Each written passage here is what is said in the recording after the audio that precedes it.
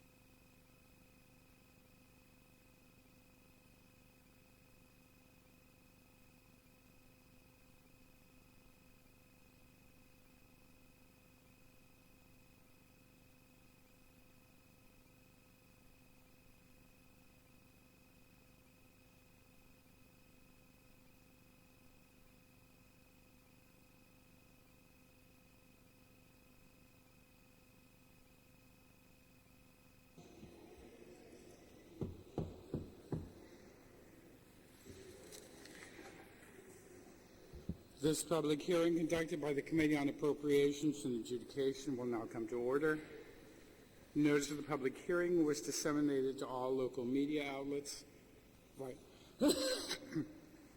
by electronic format on Thursday, May the 25th, 2017, with a second notice on Tuesday, May the 30th. Notice of the hearing was also made known on the legislative website. There were two bills on this morning's agenda. Bill number first bill is Bill 87, introduced by Senator Joe Agustin.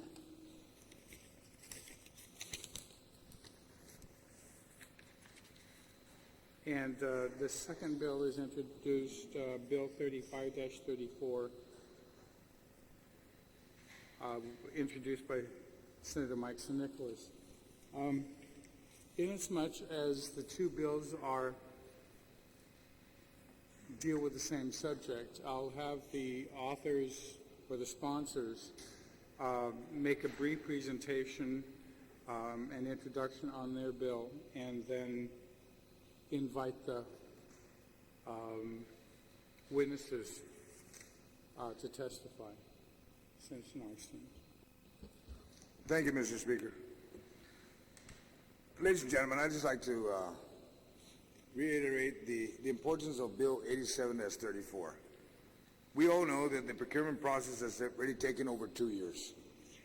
We hope that the procurement process will not take 2 or 3 more years, but in the event it does take longer, the introduction of this bill was to ensure that the students of JIGO at Simon Sanchez, the attendees, will have adequate number of classrooms, and it will avoid what some have said has been the normal process of double session.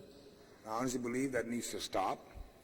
We know what the problems are at Simon Sanchez, and because we know up front now that if this bill was to pass, there won't be a double session, there won't be a burden on also Public Works or the families and the students to attend double sessions.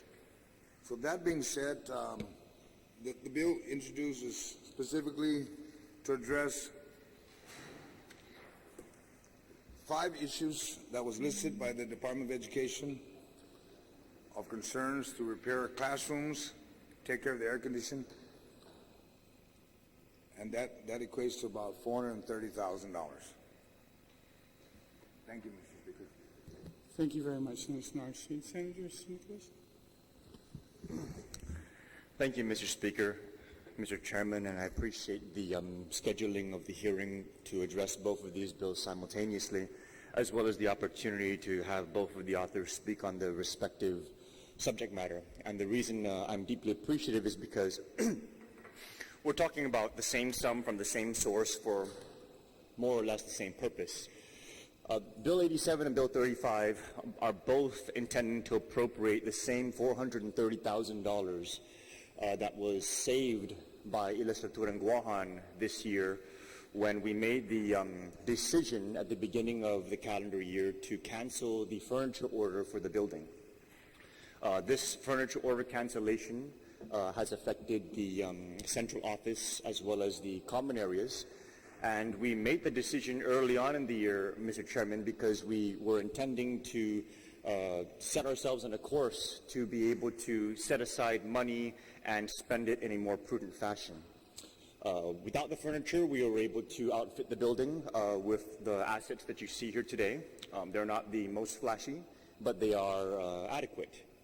And with that, we intended for the funds to be able to go to a purpose that would reflect the sacrifice that this body made in making that decision and putting it into an area where it would demonstrate a higher and better use of those funds.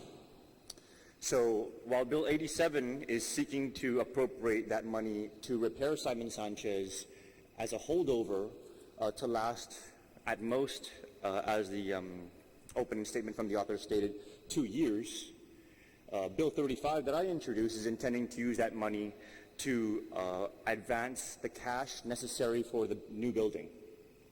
And as we move forward with the procurement of the new building, we're going to have to secure financing for the new Simon Sanchez.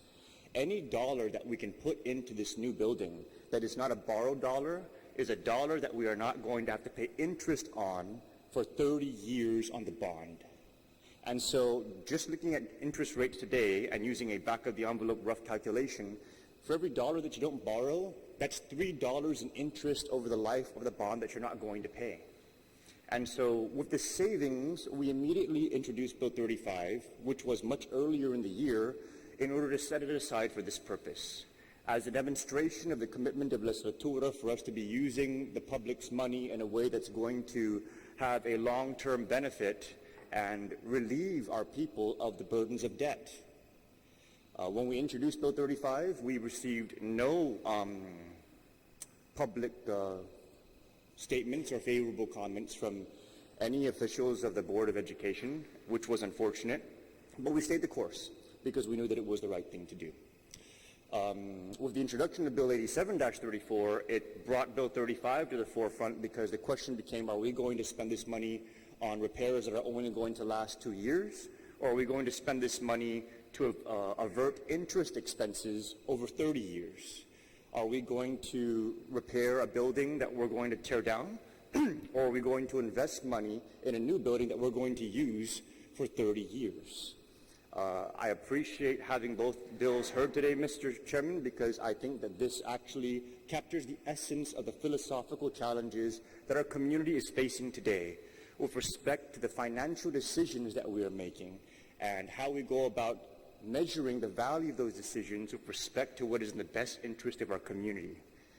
We have been going through all kinds of different financial questions over these years. And the value of these questions from an educational perspective is that it's teaching our community about the dangers of not fully understanding the opportunity cost of our decisions. An opportunity cost is the cost we incur when we choose to use money in one way versus another. When we choose to use money for pay raises as opposed to repairs, we don't have money to be able to prevent a double session. When we don't have our people coming out and testifying against pay raises so we can have money for repairs, all of a sudden we're going to be using the money that we're saving on interest to instead make those repairs. And so I'm grateful for the opportunity to have this kind of discussion in this context, because it is not only a financial opportunity for us to vet with today's public hearing, but it's a learning opportunity for us to engage in for the benefit of our community. So, Mr. Chairman, I thank you for the opportunity to hear Bill 35 today, and I look forward to the testimony from our officials that are present. Thank you very much, Senator Nicolas.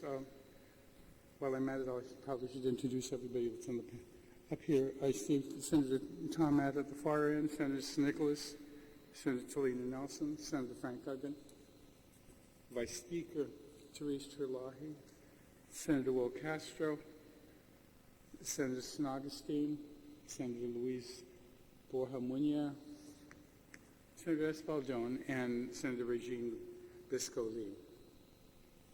I've received a sign-up sheet, but it's sort of strange. I'm trying to figure out if everybody's testifying or just writing their name. I'm going to read the names, and if they're not going to come up and testify, I guess I'll find out. Peter Alexis Ada, I see you coming up for oral testimony. Come on up, Mr. Chairman. Mark Mendiola. Oh, okay, good. And Superintendent John Fernandez.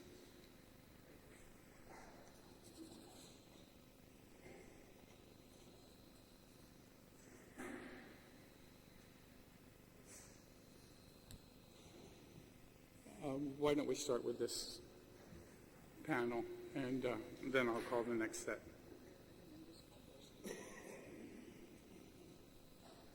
They've not signed up.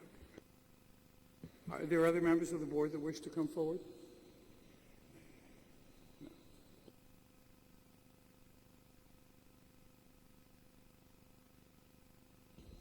I imagine protocol would be, Mr. Superintendent, you defer to your chairman, or are you going to speak first?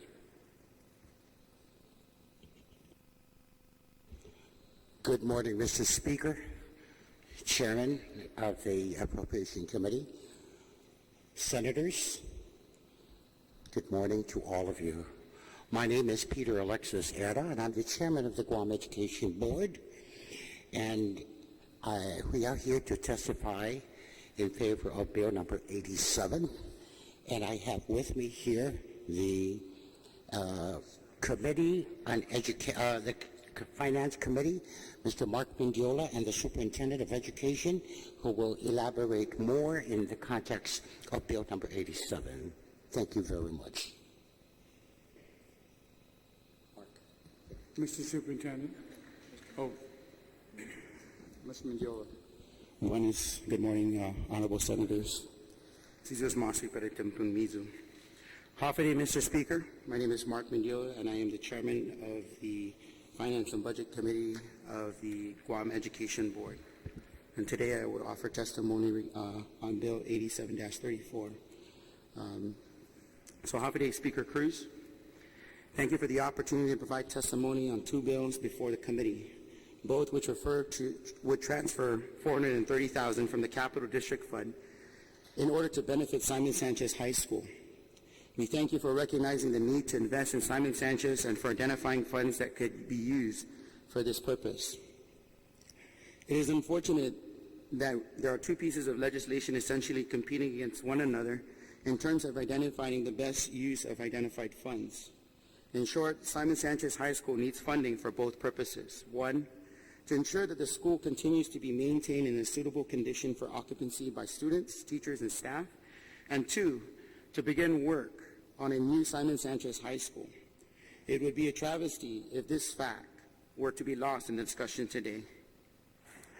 Bill 35-34 proposes to set aside $430,000 to fund the architectural and engineering plan for a new Simon Sanchez High School.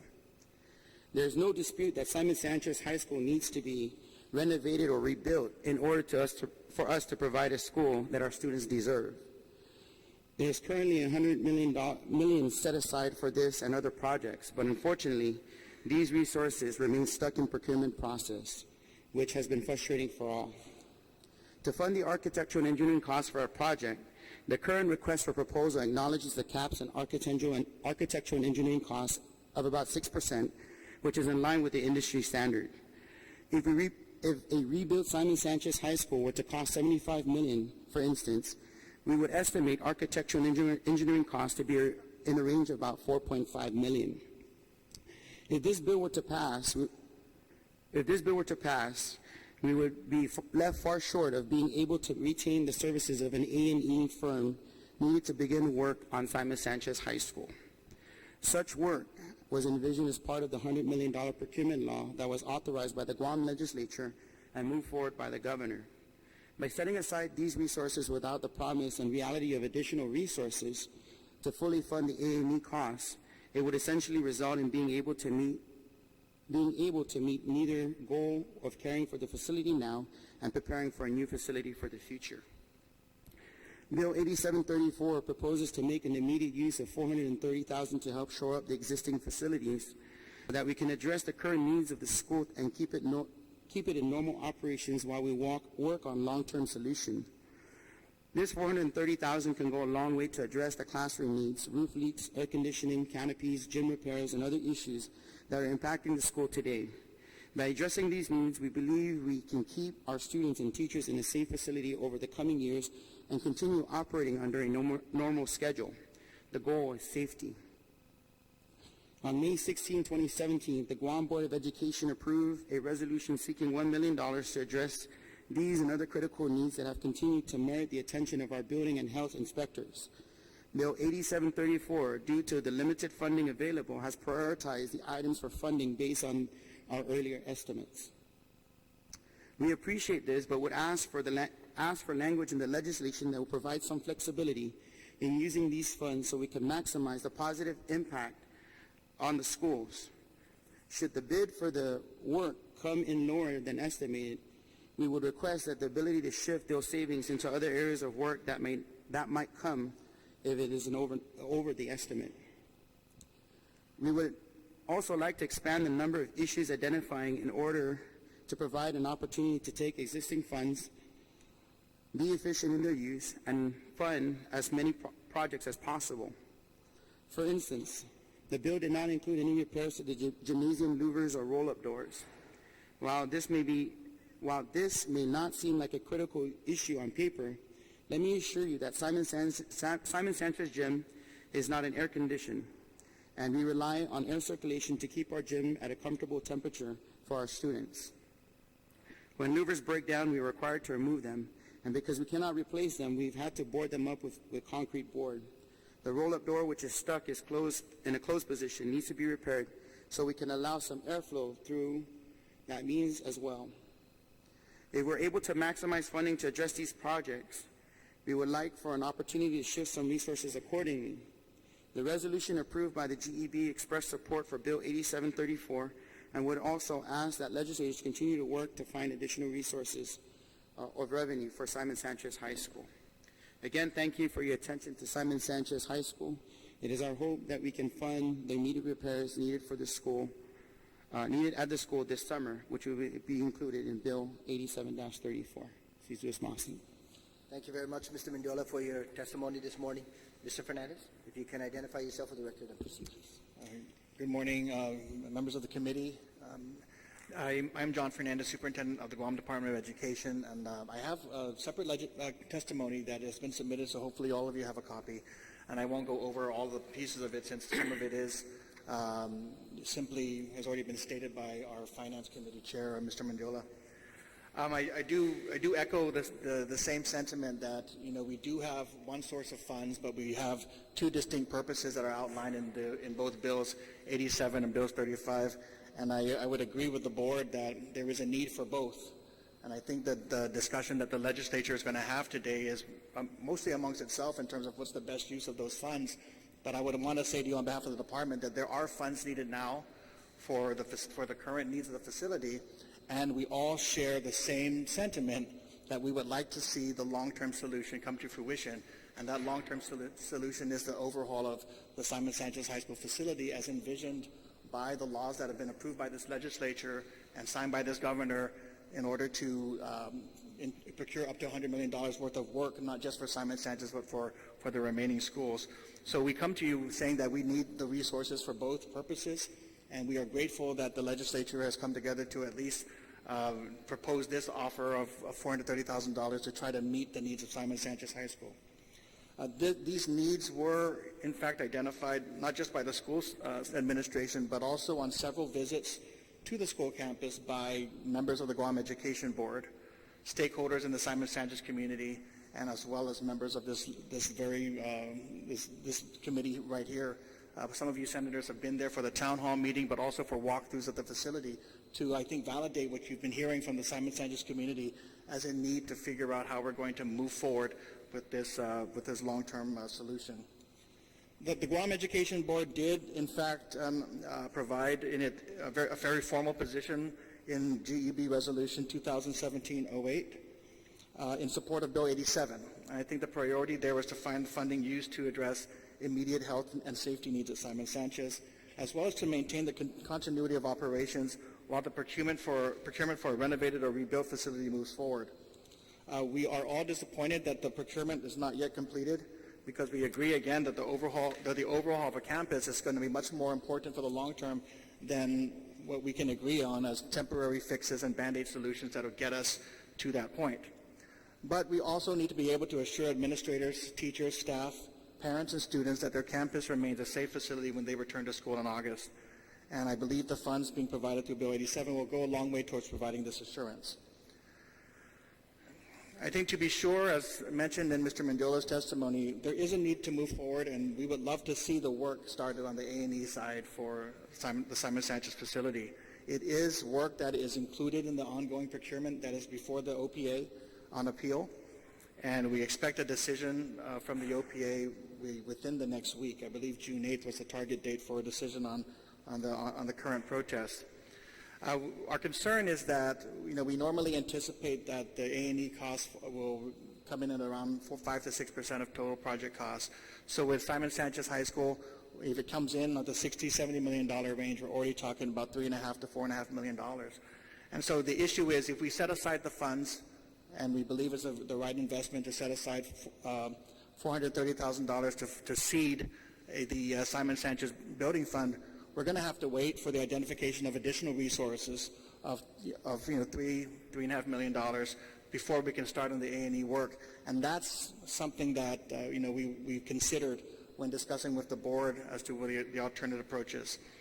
It is the legislative prerogative to determine what way to move forward, but again, we do know that there are immediate needs that need to be addressed, and for that reason, the board as well as the department signaled our support for Bill 87 to get those funds immediately released and in a timely fashion so that we can begin the work this summer on those items. If Bill 87 were to move forward, we would ask for 3 additional improvements or considerations. One, I believe Mr. Mendiola mentioned flexibility in how the funds are allocated. So my understanding is that the committee on that the sponsors of the bill in assembling the legislation looked at a list of priorities that had been identified in the department and evaluated what could be funded under the $430,000. What we are asking for is that in the event that we are able to address that work, but to achieve at least some savings in that we be able to move to the next project that we identified, because there were some things that were left off the list, but that stakeholders and the board identified as items that we would like to address in order to address the school's most urgent needs. And these are needs that are validated by public health repeated inspections of the school.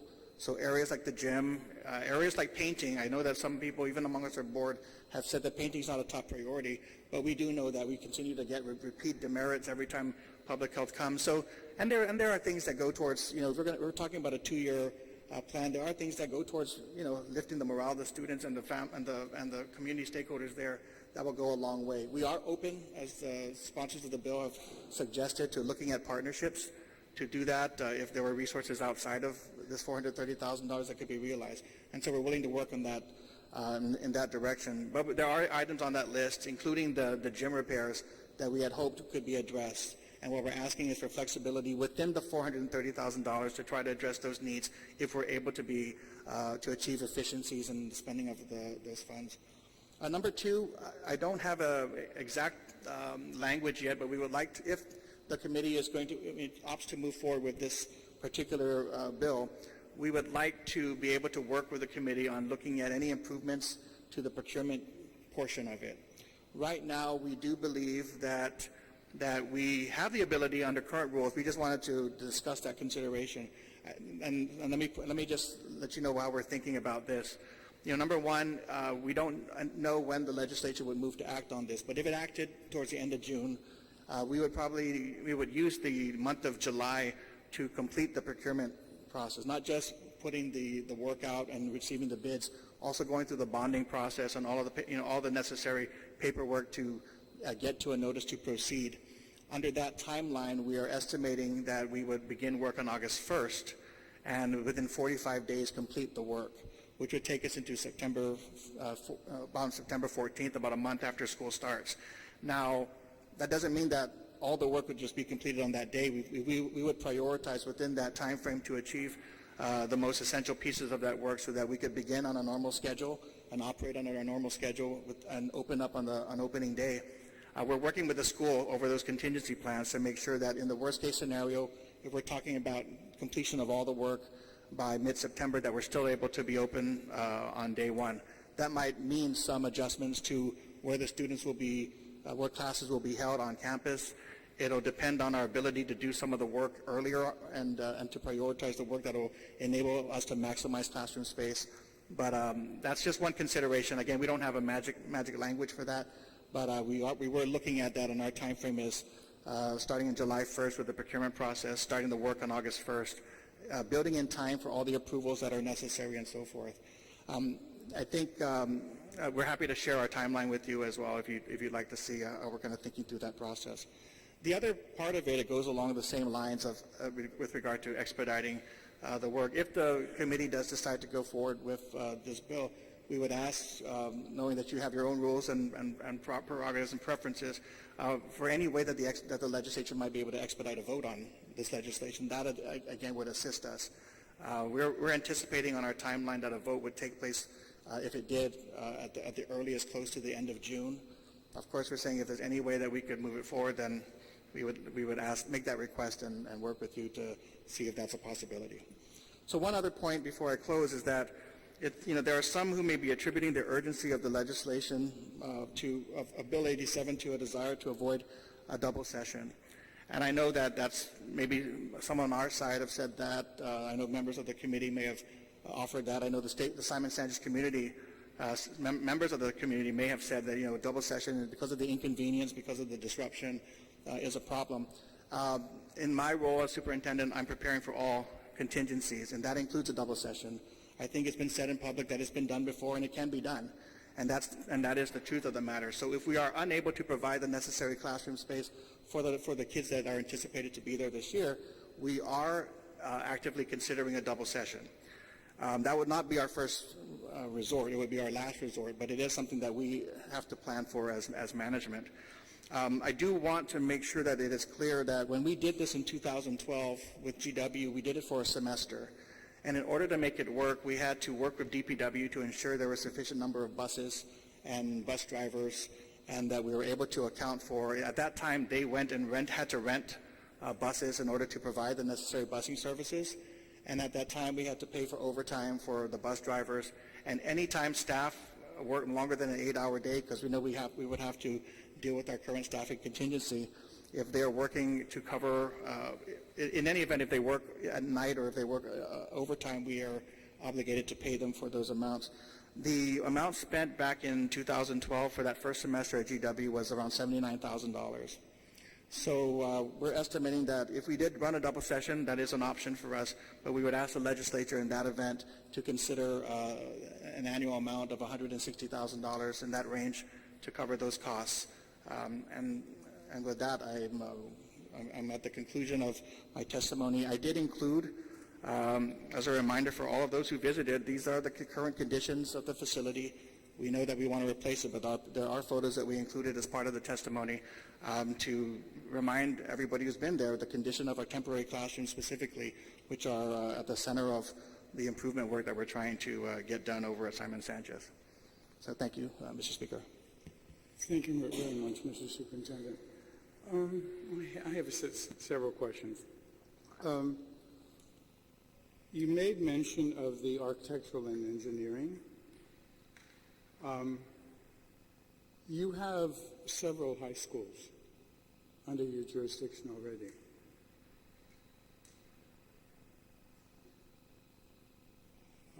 I've been to Okuduk numerous times. What do you think of that campus?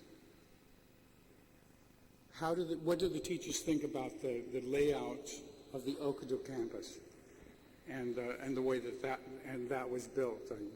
I know there's complaints about the way that Southern was split. Right. Tejan is split, and I understand you guys want quads or certain things. Right. Between JFK and Okuduk, which campus do your teachers and your administrators figure is easy to handle as administrators? I think it's hard to please everybody, but I think, and especially as I'll try not to, I won't comment on Simon Sanchez. I would say that when it comes down to the layout, from the administrator standpoint, they're looking for an opportunity to be able to supervise students on campus. So being able to have a design that has clear line of sight, down corridors. There are, and I'm talking from the administration standpoint, there are those who prefer to have a enclosed school so that we don't have too many people out, too many students out and unable to be supervised in open areas. I do think that with Okuduk High School there were some challenges with regard to the length and breadth of the campus. But there also are those who support, being able to have part of the facility dedicated as a freshman academy. So it's hard to please everybody, but I think if it comes down to designing a school, we're looking at supervision and the ability to supervise and ensure kids' safety as a primary goal. So between JFK and Okuduk, which would the administrators and yourself think would be an easier school to supervise students? I mean, it depends on the layout, but I think between Okuduk and JFK, I believe that JFK is seen as easier, a little bit easier. It's still a big campus, and it's an open air campus, so there are students who are outside. So it's a combination of the two. I think that if we were to do a campus over again, we may not want to have that length of have it spread out, too far to make it more complicated, because we don't have the resources to add staff, and I think that's the key challenge in facilities like that. The reason why I'm trying to get to that is many people live in tract homes. Kaiser, Sure. right next door, the museum. We took it from the crevice up at Agana Heights. The governor moved it to Agana. There was some A&E to determine the grounding, because it was it no longer needed the supports in the crevice.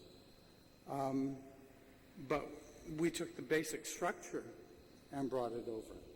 Is there any reason why we couldn't use the layout at JFK and bring the buildings a little closer? They're flat surfaces at Simon. There's no hills. There's no gigantic drop-off, is there? It's a flat area. Right. So I believe and I believe you can take an existing plan for an existing facility and work to modify it towards your new location based on the needs of that particular community. I'm sure that there were opportunities to do that. And I believe that in the procurement, it's left open to allow for that. Now, the procurement that's out there caps the A&E costs at around 5 to 6%. I think it's 6%, and allows for that. So if they come in cheaper than that, then of course it's to the benefit of our schools. I'm not an architect or engineer. I'm just kind of giving my opinion. Both of us have built custom-made homes. Yeah. And so we can tell them where to put it on the property. So I'm trying to figure out why we couldn't tell them we want the layout at JFK, but we want it more compressed, and that's what we're going to have at the Simon area, or we want the Okudo layout, but so that we don't spend 6 or 7%.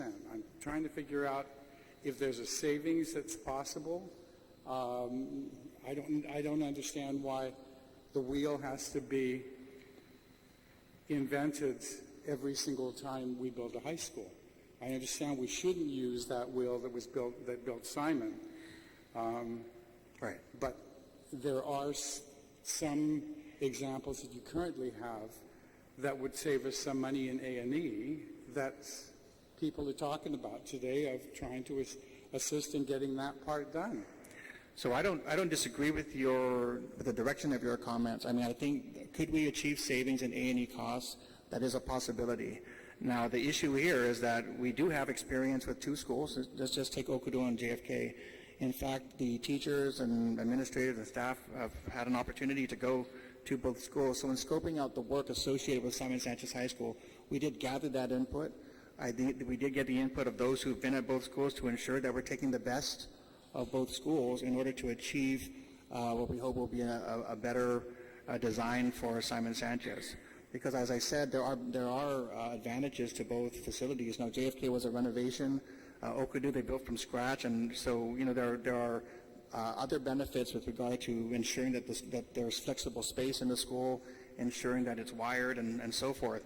And so there are benefits that and pros and cons to the Okudo facility as well as to JFK. So when we scoped out and we asked the Simon Sanchez community for what they wanted to see in their new school, it was done with that in mind. We don't need to create a brand new school design and work, but we want to take from our experience and be able to really set the parameters, the scope of what this new school would look like. But the way it's set up is that we are looking at a design-build process. So, these both, in the past procurement, the bidders had some experience with our schools, in fact. So we anticipated hopefully being able to gain value from that experience and our experience to not have to spend as much of the A&E. Now, all I can say is we didn't complete that procurement. We don't have an actual A&E proposal.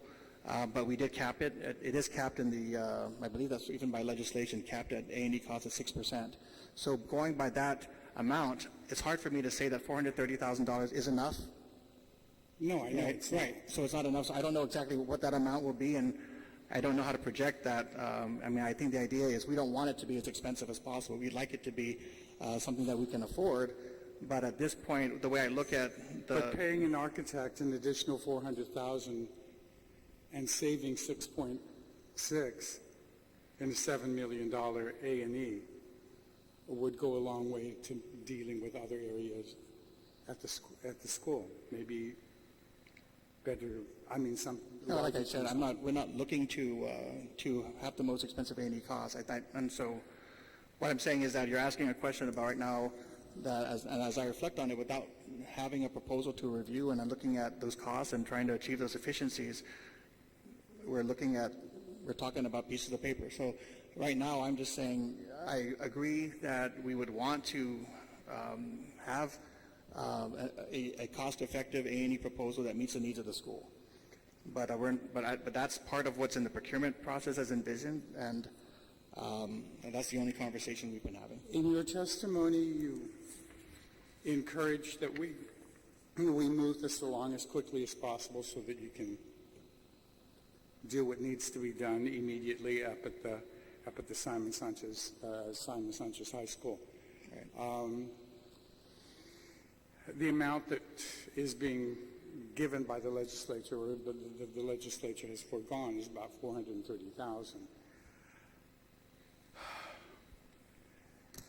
How much of your last year's appropriation have you not received to date for the operation of the Department of Education? I don't want to read into your question. But I do know that it's been out in public that there has been a question about the $5.1 million that was allotted but not received in cash by the department. Is that what you're referring to? Yes. Okay. So yes, I mean, we just completed our FY16 audit. In that, we did acknowledge that of last year's appropriation, we did not receive $5.1 million in cash that was allotted. But we didn't receive that. It was a result of, I believe, a shortage in the TEF funding, which has been our repeated, Achilles heel, funded by real estate property taxes. So that's my understanding of the situation. DOA is aware of it. We continue to try to ensure that we're getting the cash needed. But that remains our challenge and has contributed to, as you say, some of the vendor issues of receiving as well as our operational challenges. So that's something DOA is aware of. It's been a repeated issue over the past 2 or 3 years, and we've got to figure out how to overcome that. Is there a commitment by DOA to make you whole for that? You complained that we didn't give you enough money in the appropriation to DOE last year. All right. But even what meager resources we set aside that you felt were inadequate, you're quietly rolling over on $5.1 million that we did appropriate. Right, so I'm not, I was gone for a little bit, but I would say that I don't know that we're rolling over on the 5.1. It's been a repeated issue over the past several fiscal years. In the past, we have brought it to the governor's and the legislature's attention to help us work through this. I've told the board that at some point we're going to have to do our own revenue projections if we're going to overcome this issue, because every year the legislature appropriates, and I have to say I don't know the exact process that goes into projecting these revenues, but at the end of the day, our budget is built on revenues that don't seem to come to fruition, and that is our challenge. Because from the general fund standpoint, I believe I'm working with DOA. They've said, look, this is the plan. Here's what you're going to get. But with regard to what comes in from these special revenue funds, we don't get a good projection until we get closer to the end of the fiscal year, and that's where we're kind of left without knowing that if there's a shortage, we have to find a way to deal with it. Yeah. Because I had mentioned it to the chairman. Right. I ran into him, and he was encouraging the hearings on the bill, and I reminded him that he should probably speak to you or your CFO to determine how much you have not received, and as a member of the cabinet, to go back and ask. You would at least have that additional cash to be able to do the repairs that you're saying need to be done. We have to meet early to pass this piece of legislation, so you have your the 430,000. But that's 1/10 of what is owed to you from last year. My understanding is, I think we all know the situation. I think my understanding, though, is that because the TEF fund, because cash did not come in for those into the TEF fund, that those funds could not be passed on to us. So, I think the issue for us has always been, and I think you tried to address it in our past budgets, trying to reduce our reliance on TEF because we haven't seemed to be getting those projections right. Now, if there is additional funding out there that could be made available to us, which is why we're also here, is we would appreciate that, and I'm sure the board would be happy to follow that up. In the current budget, or in your operating budget for this fiscal year, is there any money for repairs and maintenance? We do have, but there are funds. In the past, we were able to take advantage of a prior approved bond that was able to support repairs to the schools, and that has since been exhausted for about a year now. So the funding that we do plan for operations are spread out between our 41 schools. And so we know that, and allocated, a share allocated for Simon Sanchez as well. It's just that we all know that Simon Sanchez is in special need of attention and funding, so it tends to absorb a lot of the funds that we put out there to try to get all of our schools ready. So I think that's the biggest challenge, is that right now, we can, work to address some of the issues at Simon Sanchez that are within our budget, and either we take from the other schools or we find a way to, do minimal. If you think $430,000 is a Band-Aid approach, consider what we're going to be able to fund without that assistance. It's going to be a Band-Aid approach to ensuring that the school can open. When the board was envisioning, and providing the information at the request of the Committee on Education, the request was looking at a time frame that would get us past a month or 2 months and 3 months of repair before we have to come back and fix it. So the amounts you're seeing are really trying to get us through the next 2 years of work needed on Simon Sanchez, in the hopes, and that's an optimistic hope, in the hope that at 2 years we would be able to open a new school, provided the procurement process went smoothly. So that's the issue. Yes, we could spread our meager resources around for the maintenance side, but we're already having a challenge right now trying to address the other schools as well. Do you have other funds that you're using for buildings? There are funds that have been made available through DOI. So every year we're getting $1 million from DOI to address some of the $90 million in deferred maintenance that they provided and documented in the Army Corps report. So there is $1 million that's coming in per year. They've identified the projects, and so there are things that they're working on at other schools. Now, I have to admit that some of that was designed with the full knowledge that the government had already approved this $100 million procurement to address Simon Sanchez specifically and others. And so, that $1 million that's come in to address the $90 million of work is being, is addressing, canopies, is addressing fire alarm systems in schools that were not able to be addressed, and so forth. Any other funds that you have between you and Mark? Okay, then I'll just ask it directly. How much is being spent at Teagan High School? At the new DOE facility in Teagan for, as I understand it, I didn't realize that you guys had the authority to make change orders. But if the news reported your deputy correctly, there's been a change order for warehouses and for parking lots in excess of a couple of $100,000. So the way okay, so let me try to remember the article, but I think the report that was put out there had to do with the delays. that were perceived to be taking place with the headquarters and the warehouses. So were there change orders with regard to the warehouses?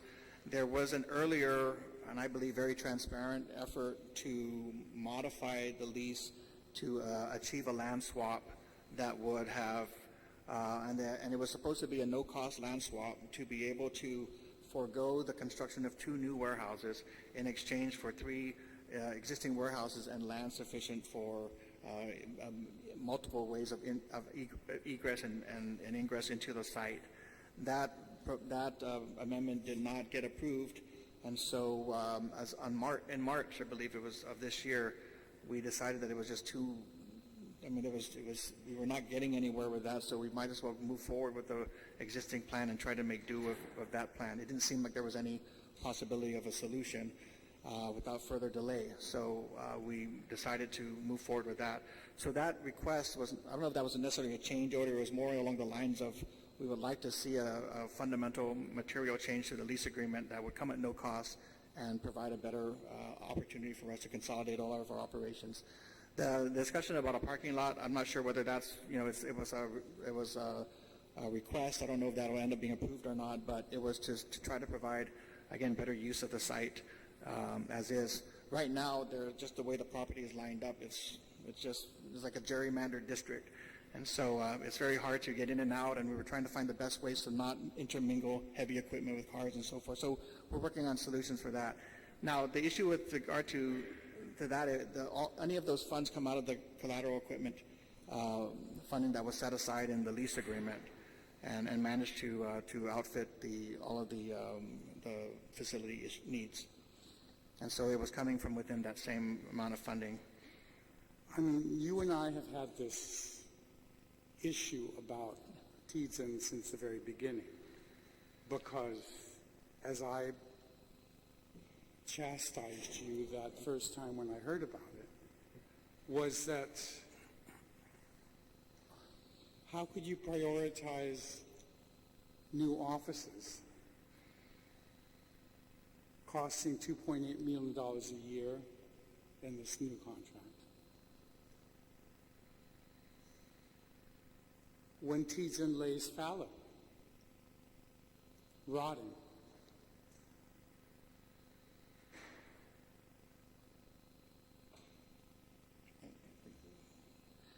I recall that discussion. I'm not sure if you want me to reiterate my response. No, I mean, I'm just saying, No, because I understand. want the public to understand that. Right. If I could, then, I mean, let me just put on the record that number one, it is the reason why, and we hope to get this facility complete, is for the very same reasons you've articulated, that the government is paying for it. However, it will not be my priority to rush into occupying this facility, because we know that there are other facilities that have been long waiting. It was our hope that Simon Sanchez High School, because of the funding set aside and the procurement process started, would be completed before we had a chance to move in, or at least around the same time, because that was an opportunity the legislature provided. In addition, at the same time, we were being moved out of DOA's building to another location that had been identified by law for DOE administration, and so we were asked whether we needed that, and so that became the basis for a renewed modified lease agreement. Now, again, I reiterate that we are a tenant there, and we didn't participate in those negotiations. We simply reiterated that it would be a benefit to consolidate our operations up at Teads-In. It would be to our benefit to free up space at the schools, including Chief Brody, where the SPED division has been located. It would be to the benefit of the government to free up space down in PD that we would no longer need for DOE purposes, but could be used to either help resource DOE or could be used for any other government use, whether it's to offset the lease costs for other agencies or other warehouse needs for other agencies, or potentially commercial use. So that was a thought process that we said as a tenant it would benefit us to consolidate fully up there. And that's the extent to which we were involved in those discussions. So when we do answer questions with regard to the lease, I go back to the lease and try to refresh myself, having not participated in that, just to clarify what our obligations and responsibilities are under that agreement. So maybe you can clarify, do you or don't you have change order authority with regards I believe that when we do want to have any changes, we have to make that request, and then I believe it has to go to, I believe, GIDA or others to be reviewed for any approval. So, And these change orders are free? no, there is a budget that's set forth in the lease agreement for collateral equipment. So, for instance, what that means is, we're in discussion about whether or not we would have to pay for a water tank in order to achieve the sufficient pressure that is no longer sufficient due to, we believe, the taking one of the wells in the area offline. So instead of trying to pay that cost, we're trying to work with GWA to determine whether a solution is forthcoming, and have been told that it is possible that it's forthcoming within the month since that discussion. So hopefully around the middle of June, we'd get a better idea before we request to see if we could fund a water tank. But that would come out of the existing collateral budget that's been attributed under the lease agreement to that facility, but it would have to go for approval through other agencies. And I want to make, so to my colleagues and the public, correct a misimpression. You probably should check with your CFO. TEF was only short $1.7 million. Excuse me? Sorry. TEFF was only short $1.7 million. You're claiming that the 5.1 is because of TEF is unfounded, or at least is incorrect. It's true. She's saying it's true.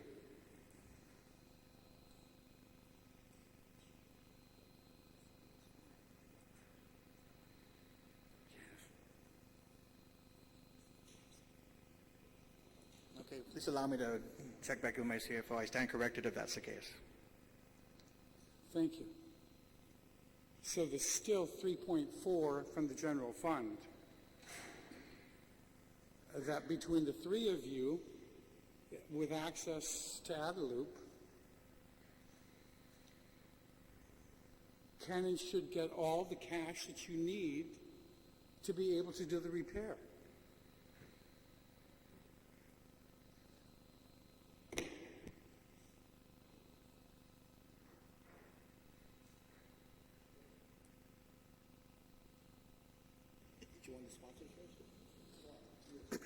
Thank you very much, Mr. Speaker.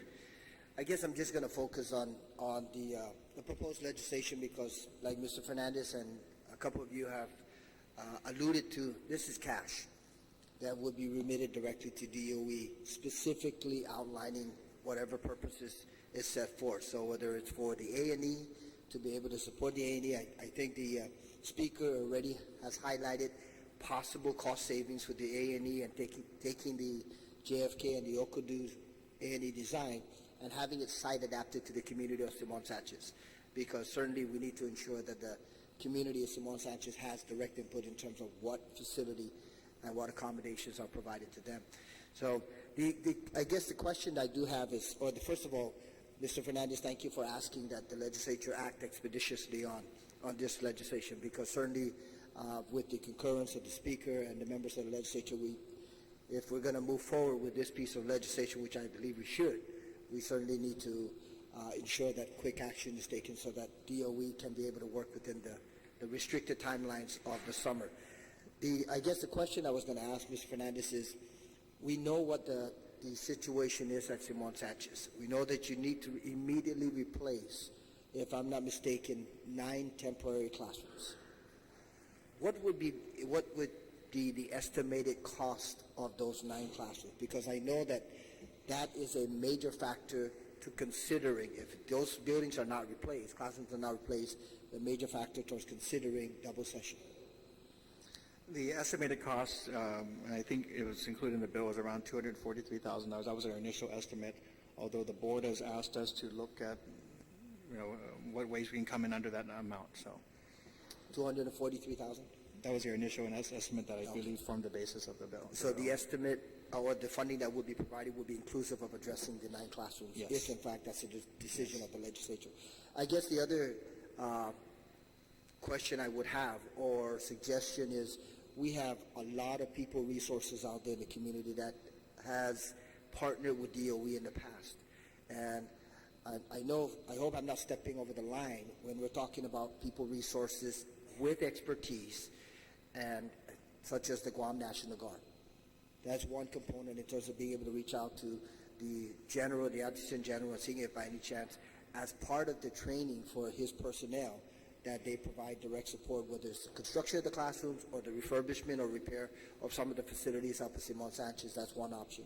The other option is obviously we have DPW, and that's going to require leaning forward to Mr. Leon Guerrero and also the governor to see if by any chance, for the restricted time frame, that they can provide people resources and the funding can be stretched in terms of just procuring supplies and materials. And then the people resources would be provided. So I just wanted to render that particular suggestion, because rather than 243,000, you could probably expand hypothetically 100,000 and ensure that the remaining balance can be utilized for other purposes within Simon Sanchez. So, right, we would definitely want to not have to to use these estimates. If we could come in and do this work for cheaper, then and still make sure that we have the right facility, then we would want to do that. The only thing that we were asking was sort of some flexibility to allocate those to then the next priority project as well.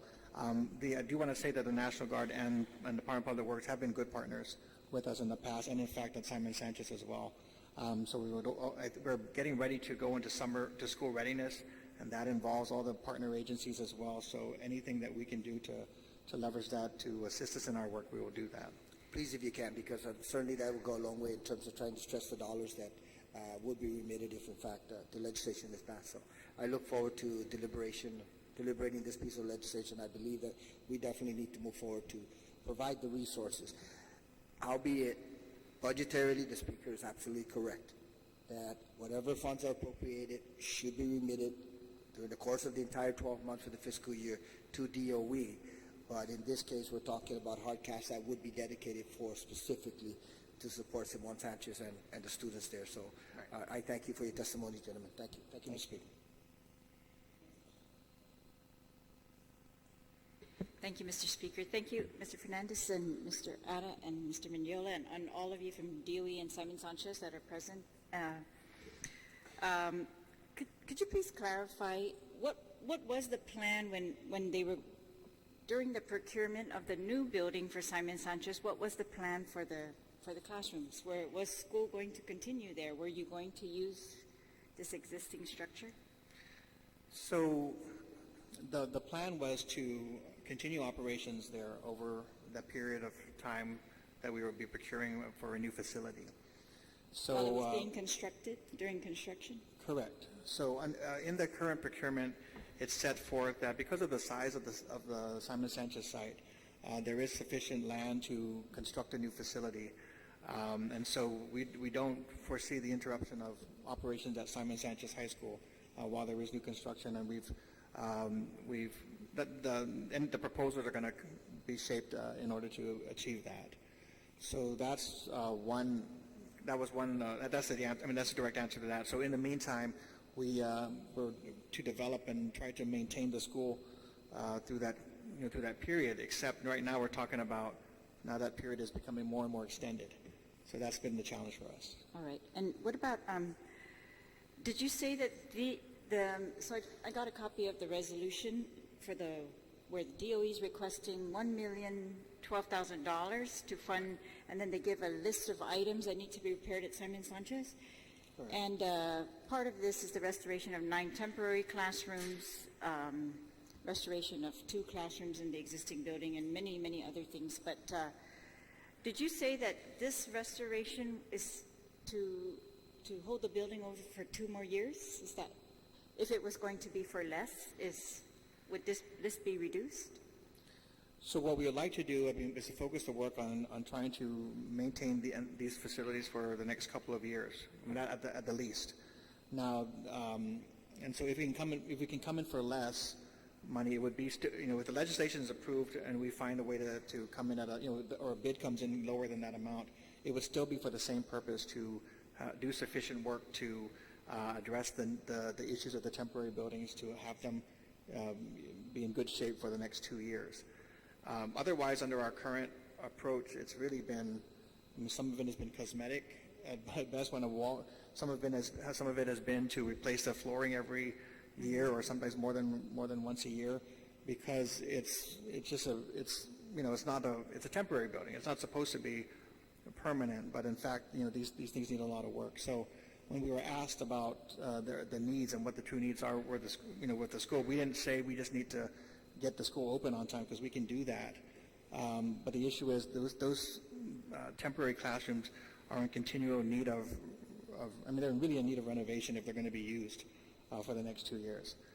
Did the RFP for the new building include destruction of the old building and clearing of that area, or making it into another use? My recollection of the RFP is that there aren't going to be temporary classrooms on that site. It would be a new facility with permanent classrooms, and so we wouldn't have to run and maintain what has been really difficult to maintain. Right, but were they going to be contracted to remove the existing structure? To be removed, for sure, yes.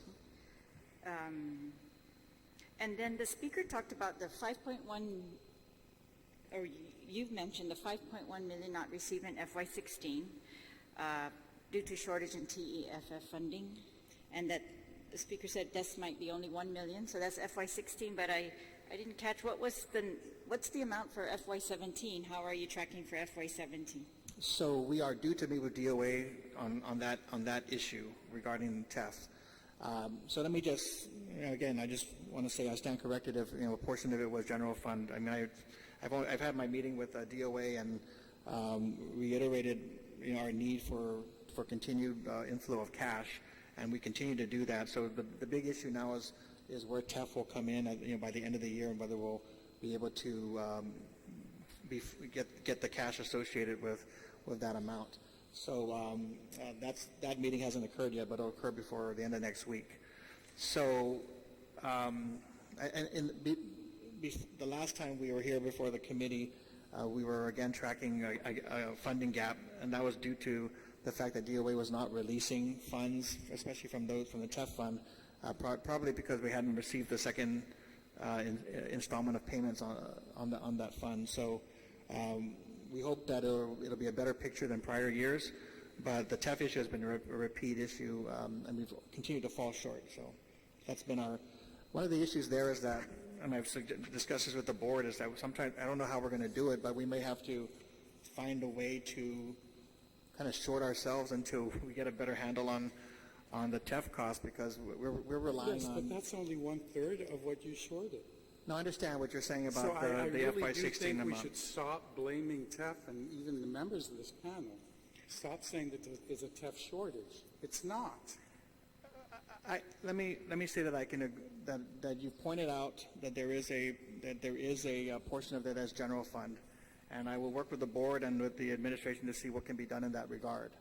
But yes. I cannot say that it's not a TEF issue, because there is a continued TEF issue that's contributed to a cumulative gap over years that has been plaguing this department. Well, of course, the legislature estimates what the TEF receipts are going to be, but right. Still, I agree with the speaker that when you are not receiving your general fund appropriations, and then you come down to the legislature and say we need additional funding from an additional source, without first fully pressing for the appropriations that already exist to be made to DOE.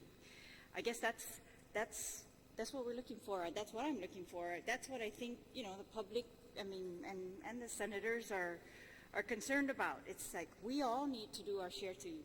If it's a matter of getting money released, then we need to push for getting that money released. And if it's a matter of where is it being prioritized, where else is it being prioritized and going to, then that's an issue for all of the community to know. And I think you're the leader of the DOE, all of you, and that we are counting on you. Just like the whole Teasen deal. It's like you weren't part of the negotiations, but the community's still frustrated that even though you weren't part of those negotiations were being made on behalf of DOE. DOE's name was being used the entire time as being the person, or the entity in need, the entity that we need to take care of, and so we're going to do this for them. And even though you're silent about it, it was being done when we could have said, we don't need that, we need the money here instead, So you've done a very good job. I think the whole the whole Simon Sanchez community has done a very good job at bringing attention to Simon Sanchez, but we have to do that at every level and in every day and in every transaction that's occurring in the government. If you see that DOE's name is being used to send money elsewhere, then please, you've got to help us to push that money back to where their priorities really should be. You are the voice of what the priorities for DOE should be. And so, yeah, if there is $3 million at the least from FY16 of general fund appropriations still owed to DOE, it seems that way more than enough to take care of these improvements for the summer, to get them done over the summer. And I just also want to mention one thing, that when we were in here for other bills regarding the procurement for Simon Sanchez, one of the issues that came up to me was that the specs by DOE were really attached as guidelines for the contractor, and they were really not going to be, the school was not going to be built, according to what DOE says. It's just DOE was going to put their input, but they were not going to have the final say. And so I agree with the speaker in that too. It's kind of like we could have saved a lot of time, perhaps, in the design, and perhaps money in the design, if we had started with the design and said, start with this, add this, right? And it would be done. Or if we had said, I'm not even sure if you have decided whether the new high school to be built at Simon Sanchez is going to have a separate freshman academy or one that's together, and those types of planning would really have, will really help push those things along. It's really a lot of DOE. And then DPW, when we ask them questions, when the new schools were built, the other schools, any questions that we asked, why was it done this way, they would always say, DOE said it wasn't us, it was DPW, right? And so I don't know, I just wanted to make sure that for this new building at Simon Sanchez, that DOE really takes responsibility for how it's going to be designed, and that it's designed, and that you are satisfied with the design, and that the teachers are able to fully utilize everything in there to their greatest capacity, and that we don't hear that it was somebody else in this government's idea or their fault that it was designed that way. And hopefully, I'm sure they can give you advice as to how to, maybe save money in different options, but really the core options, whether your freshman academies together or separate and that type of thing, I'm hoping DOE takes the lead and takes the responsibility for all of those things. So, right, I appreciate those sentiments. I don't like to be in a position where I have to say I wasn't here for it, but there are, in this procurement, it is intended that DOE be the driving force for the need, what the needs are of the school, and what that final design will look like. We don't bring to bear the other parts of the expertise with regard to financing and so forth. So I believe that's why the legislature gave DPW, the lead, because of its experience with prior projects, and then provided DOE an opportunity to really shape the needs that were being articulated by our school communities, and then of course Gita to folks on the financing. So, I think your point taken with regard to that. I do also want to say that if that is the case, then I will reflect on that with regard to where DOE is involved. There are certain cases where there is authority given to DOE to make those decisions to which we can be held fully accountable, and there are other situations where DOE is put as a stakeholder on the sideline to which we are not authorized in many ways and empowered to do many of the things you said. So, I think as we go forward with legislation that's being proposed or any other issue that we consider that. So I appreciate your comments. Thank you, Mr. Chairman. Mr. Chairman, I appreciate your line of questioning. As always, it creates a very good basis for follow-up questions. And I wanted to chime in on the conversation that's been ongoing today regarding the Territorial Educational Facilities Fund, the TEF. And Mr. Superintendent, I'm going to give you a pass on this one because you weren't present at the time, but Mr. Board Chairman, you were present when I introduced Bill 337-33 last term. Bill 337-33 was an act to amend subsection I of subsection 22425, Article 4, Chapter 22, Title 5, Guam Code annotated, relative to ensure full funding of educational programs and facilities appropriated from the Territorial Educational Facilities Fund. What this bill intended to do was provide a mirror backstop to the TEF with the general fund. So if you didn't receive your full TEF allotment into DOE's coffers, the general fund would need to make up the difference. I didn't receive a single testimony from you in favor of that bill. And at the time, I was like, okay, maybe DOE just likes to stay out of the actions of the legislative body. But the reason I introduced that bill is because I have a deep affinity for DOE, and I pay very close attention to how over the years prior, the shortages of the TEF were adversely affecting the operation. So when I introduced that bill, it was intended to be a solution to this TEF problem once and for all. No testimony whatsoever from you. No board resolution. An actual solution to the problem, and silence.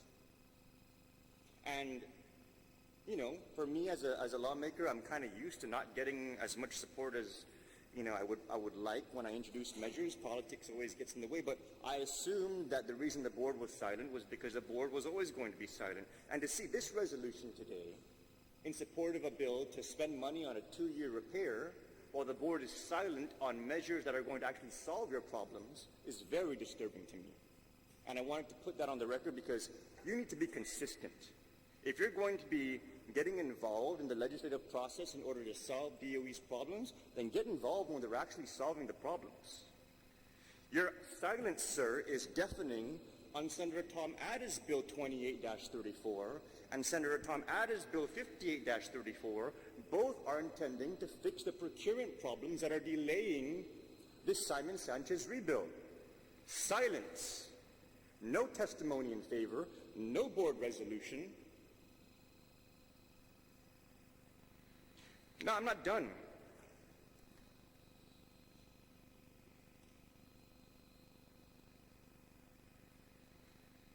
If we had the board's backing for these measures, the outcomes could have been very different today. Your TEF shortages wouldn't be materializing. Your procurement process would probably be out of the woods. When are we going to start hearing from DOE on measures that are actually seeking to solve your problem? This body is making a very concerted effort to get DOE the resources it needs to fix the issues that are holding you back. And the only time that you're showing up and testifying and passing resolutions is to, in my mind, light a match under $430,000 for a 2-year repair that's going to get torn down. What do you have to say as board chairman with respect to this inconsistency and what I would view as very, very poor judgment in your duty to look out for the interests of our students and our system?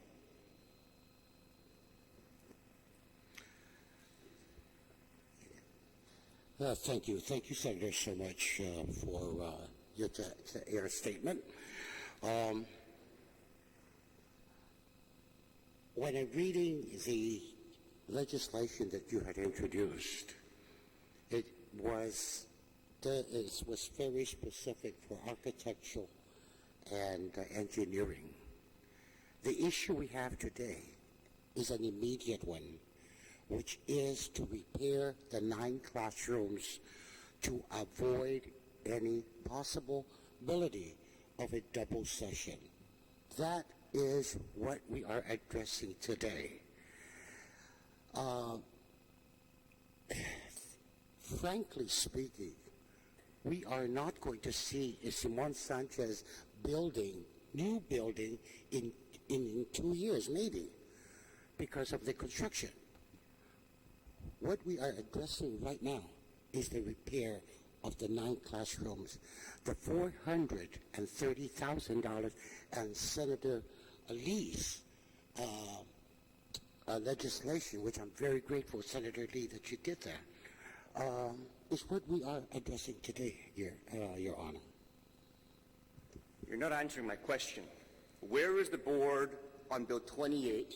Where was the board on Bill 58? Where was the board on Bill 337-33? Those are real solutions for the department's issues. This body's working so hard to bring them forward.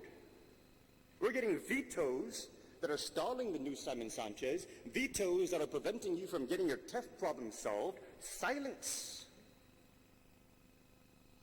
My bill to get you the money for the architectural engineering is yet another solution to our very, very bad financial situation, spending money wisely for a new Simon Sanchez. Silence also on that.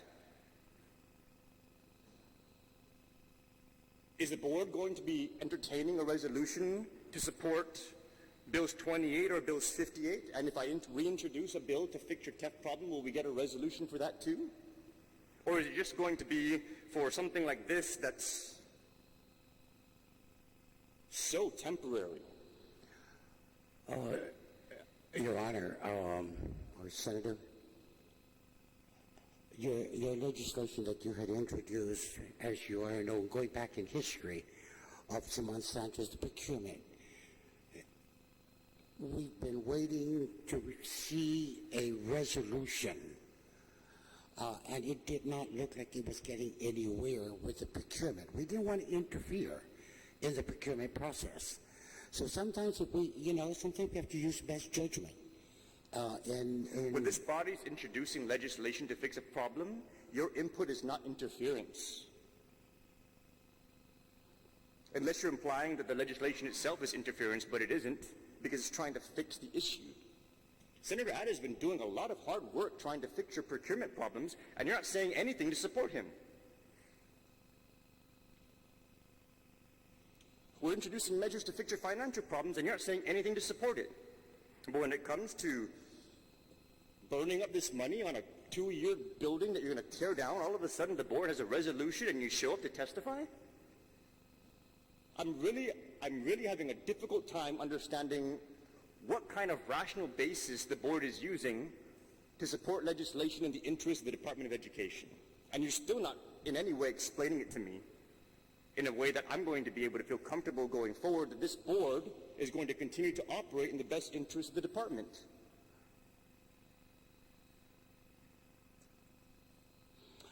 Again, Senator, in due respect, if it was a failure on my part, I will accept the responsibility.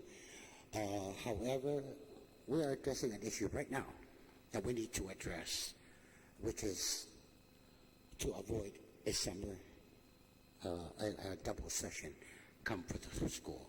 So I'm glad you accept the responsibility for these items that I'm bringing up. If it was a failure on my part, I accept full responsibility. Then I look forward to the board introducing resolutions to correct that oversight in the past, because these issues are still outstanding, and I look forward to the board supporting these kind of measures as they move forward in this legislative process. Thank you. Thank you.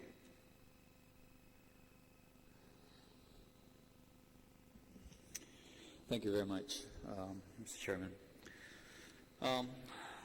First of all, let me say that I am optimistic that the procurement process for Simon Sanchez will continue to move forward and make some progress. At what pace, though, is really hard to say. But with respect to the Simon Sanchez procurement, to replace it, I am very disappointed in DOE. One, I continually hear from DOE, even in your testimony, Mr. Mendiola, that if we were to use an alternative method of procurement solicitation, we would have to put up $4 to $5 million up front, and it's going to set back their solicitation process another couple of years. And I am just not convinced, and I think you will not be convinced of that either if you take the time to read closely the solicitation documents, the RFP. Because when you read that, you will find that you have probably 95% of what you need for an RFP or an IFB. The difference between the two is that, first of all, DOE, the evaluation committee, looked at the 3 proposals that it received, and it has determined that all 3 proposals were responsible and responsive offers with respect to the solicitation that was made. So in an IFB, the difference would be, then fine, submit your bid in a sealed envelope. But the way we have right now, and I guess I'm so passionate about looking at an alternative method, not because I think the IFB is, philosophically better than one or the other, but we already saw from the first round that the difference in construction costs could be as much as $25 million. And when we're in a time when financial resources are very limited, that's very significant. The other thing I'm disappointed with is that this recent protest that was filed, and in fact in the other protest that was filed in the other RFP, the first RFP that got canceled, not once did I ever see a DOE representative or anybody from the evaluation committee come in and take the time to sit down, maybe your procurement manager, to sit down and understand what the protest is about. I'm sure you would agree that, you cannot fit into the 10, 20 pages of the protest all the fine points of what that protest is about. But I've never seen anybody from DOE. I've never seen anybody. We have just left it to the lawyers. We have left it to the procurement officer of DPW. But this is your project. It seems like we just kind of abdicated, You're the procurement officer. You're the attorney. Fix it. And I'm really disappointed with that. And to hear, and what I'm most disappointed, and I'm not throwing the chairman under the bus, but I personally spoke to you about, take the time to sit down and talk to me about what is the difference between what Bill 58 does and what was originally proposed in Public Law 120-30 or whatever the heck that was, that proposed that you use the RFP. Don't worry, I'm going to ask the subcommittee chairman to come talk to you. I'm still waiting.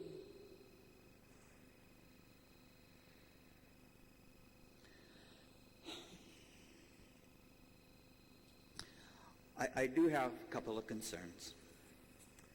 I'm concerned that, first of all, there's this notion that that we're kind of painting that with the passage of the $430,000 to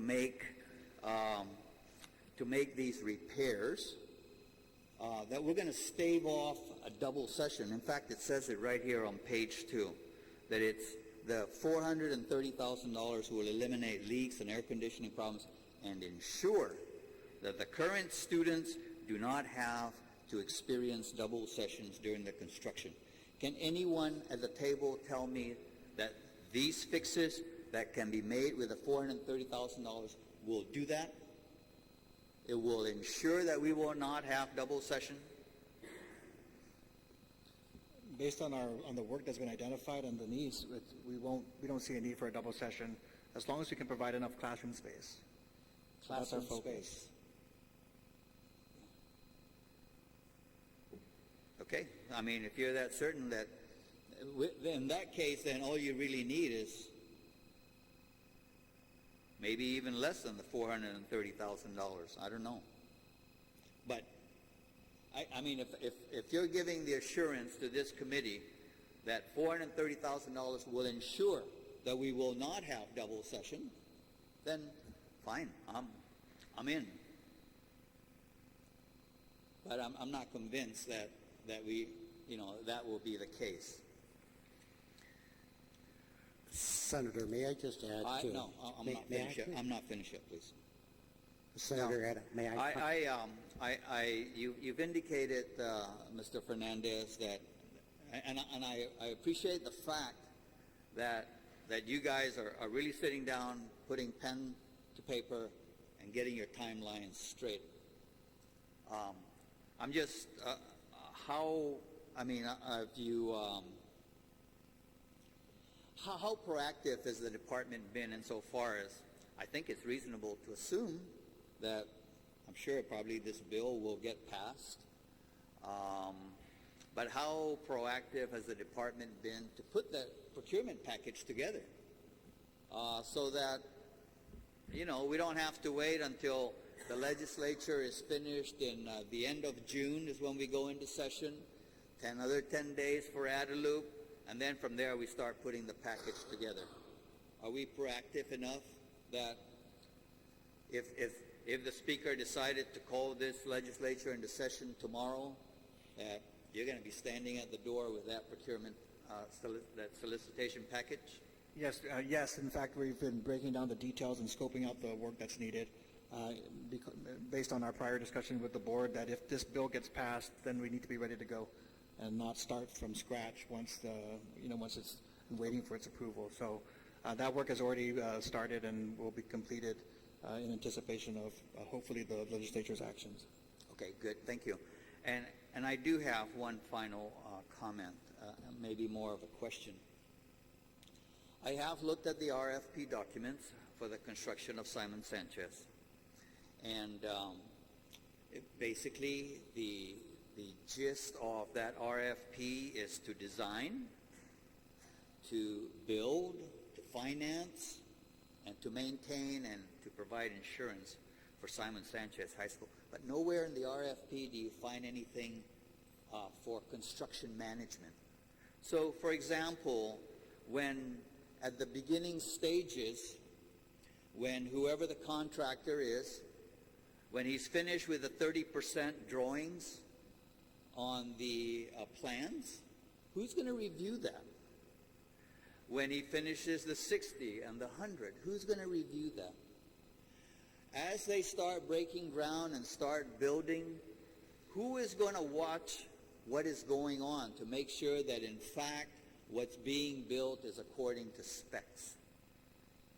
It was never mentioned in the RFP. And I only bring that up, and it's a rhetorical question, you don't need to answer it here.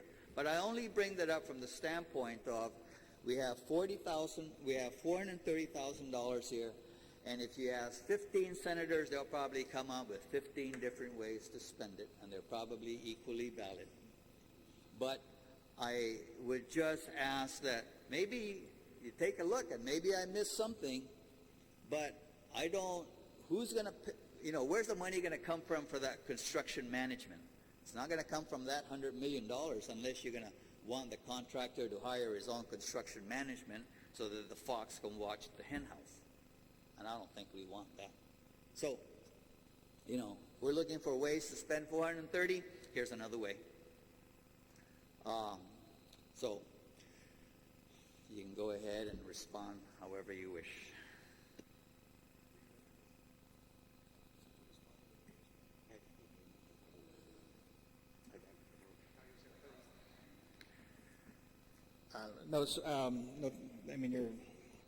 Let me just say a couple of things because I don't know if I have the ability to comment in detail on some of the issues.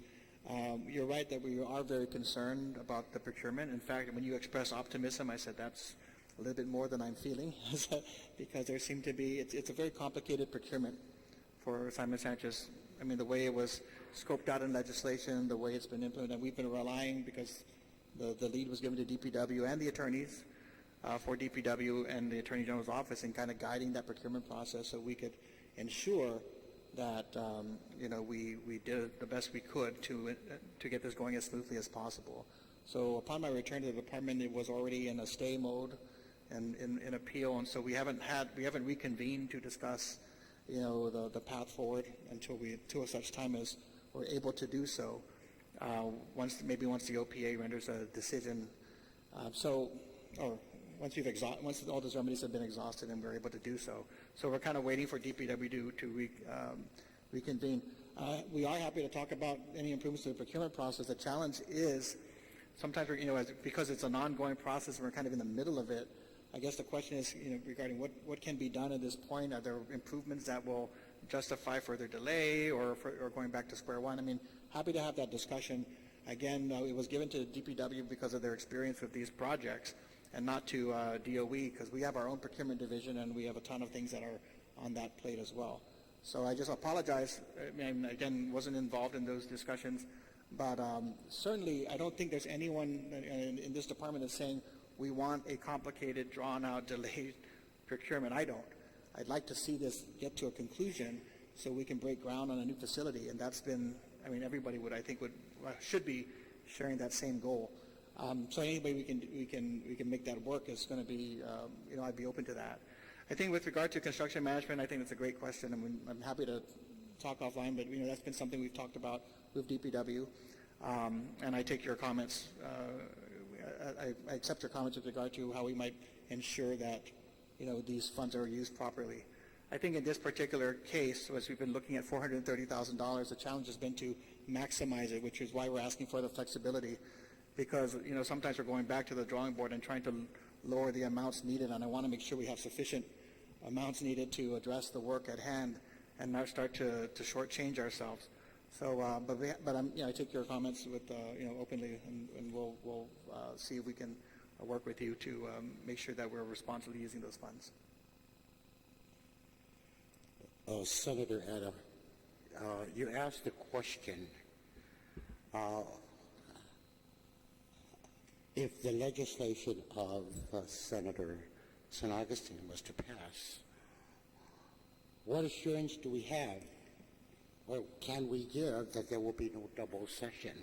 Let me answer the question this way.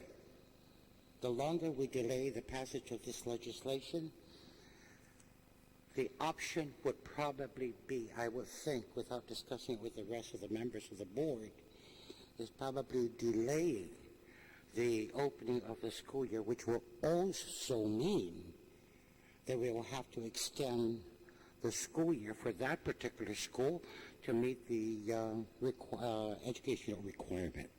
So that will be my response to you. Thank you.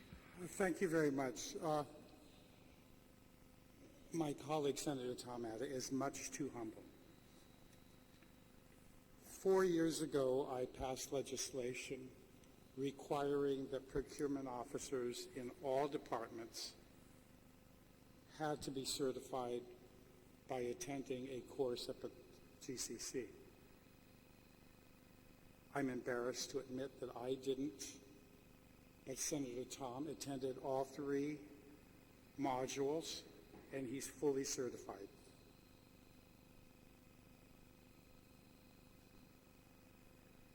That was like 3 months of probably even more.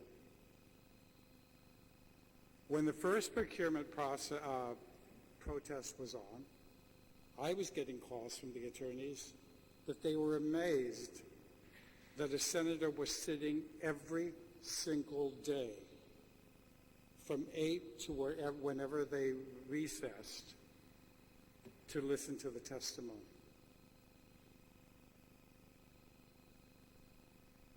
I was dismayed when, during your absence, and we heard Senator Tom's bill last term, the acting superintendent come and testify against that bill.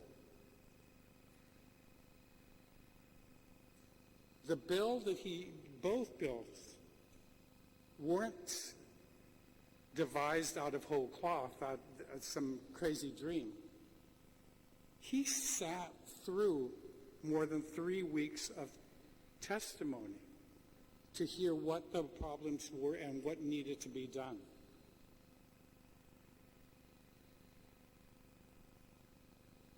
And there was opposition from the superintendent last term, and silence in support of getting it passed or signed by the governor both times. I just want you to understand that He's trying. I mean, he's there. This term, he gave up perfect attendance because he wanted to be there at 8 o'clock in the morning, and we were calling session at 9:30 when we were opening session. But he was on call just in case there was going to be an override vote. But he was there for the hearing when we had the very last hearing.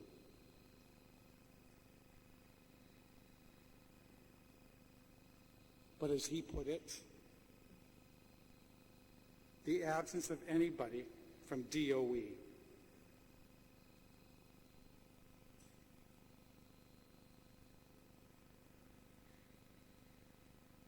was metaphorically blinding. Senator Lee, I understand you have a question. Thank you, Mr. Chair. I want to thank the panel and to Dismasi, to all the stakeholders who have taken the time to participate in this morning's dialogue.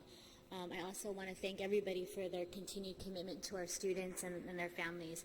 I think I agree with much of what has been said, that our primary goal should be focused on rebuilding Simon Sanchez. But in the meantime, we've also been listening to the students. We've been listening to the parents and our teachers and the board, who have presented critical and urgent maintenance and repair needs for Simon Sanchez. So I'm really hopeful, and I really appreciate the focus of this body. I appreciate the solutions that have been put forward by my colleagues. My question to the panel is, it's clear that DDOE is not getting the cash allotments duly adopted and appropriated, but it's also clear that there are a number of issues and crises that must be managed, including the dilapidated and out of compliance conditions at Simon Sanchez High School. So I just want to get clarification for the record that the board adopted your recent resolution about the need to get additional funds and appropriation in order to not just avoid double session, but also to avoid a potential shutdown because of these violations. Is it not just the $430,000 that will be needed, or an additional $150,000 via Bill 9434, but even more? Is that correct?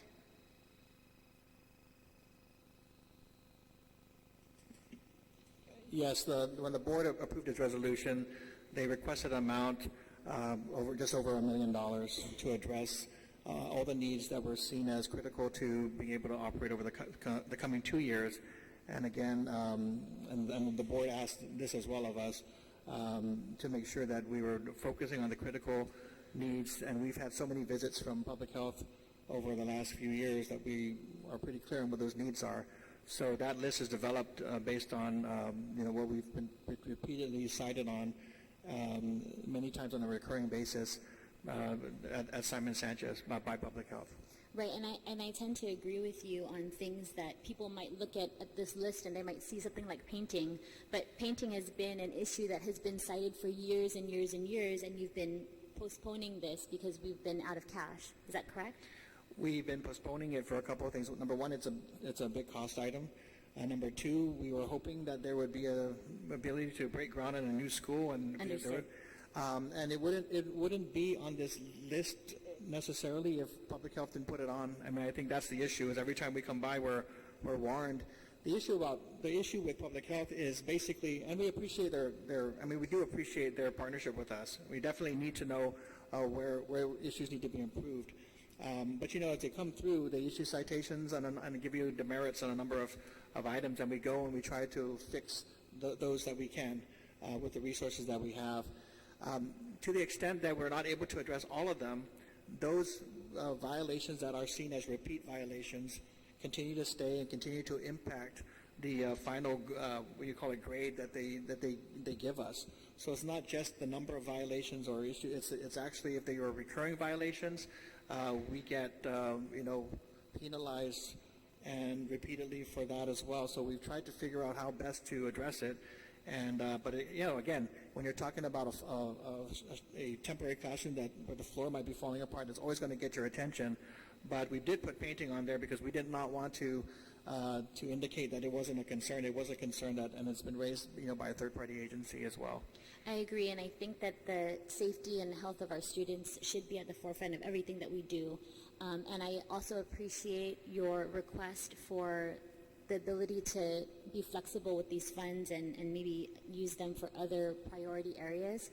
So that's definitely something that I'm encouraged to take a look at.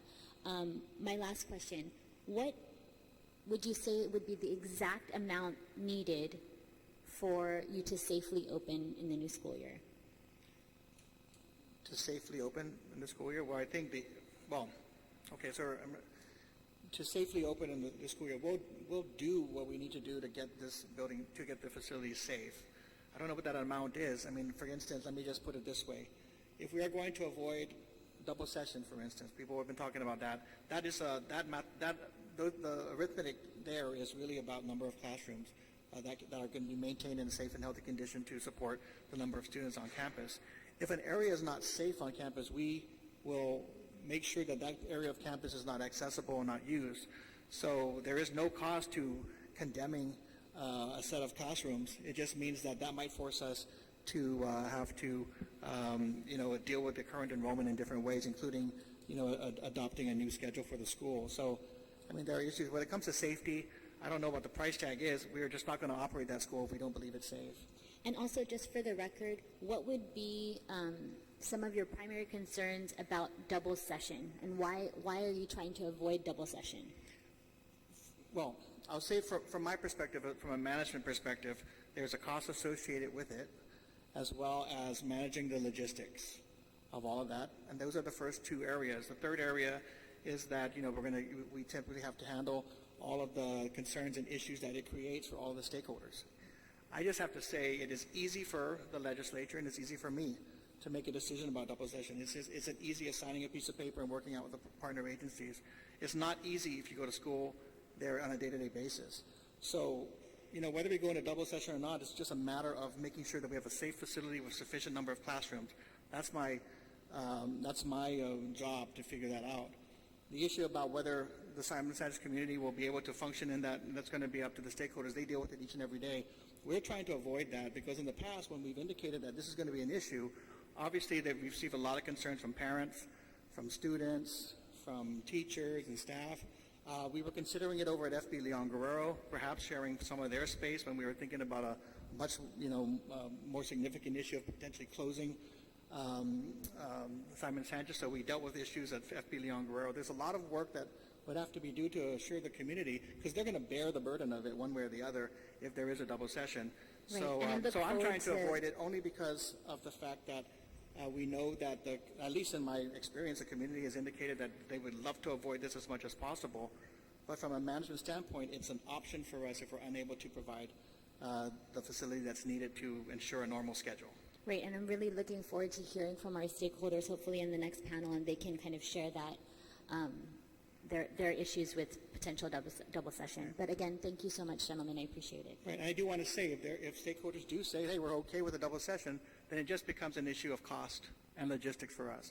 But I think the primary drive behind avoiding a double session, I think for those on the legislature who have said that, and for the board, has been really to not try to disrupt the normal schedule and operations for those parents and students primarily, as well as the teachers and staff. And I talk about parents who are working, who are, have a schedule to go to work and come out of work, have to deal with different sessions, different siblings who might be going to an early session, a late session, all of those things that they're going to have to deal with on a day-to-day basis. That's the burden that we place on them.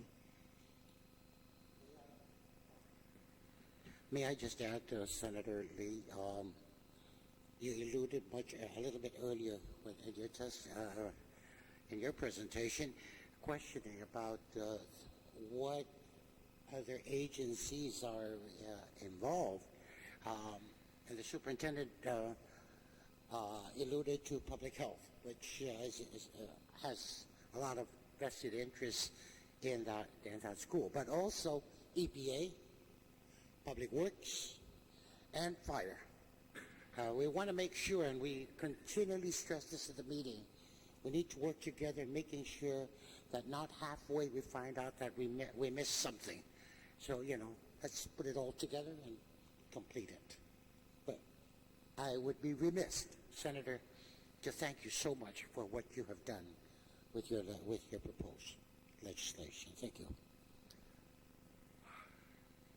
When we're talking about additional sums, let me go back to sums that have already been appropriated to you. In the 2017 budget, how much was allotted for the maintenance and repair of the schools before the opening? How much did you set aside in the budget for preparing the schools for reopening?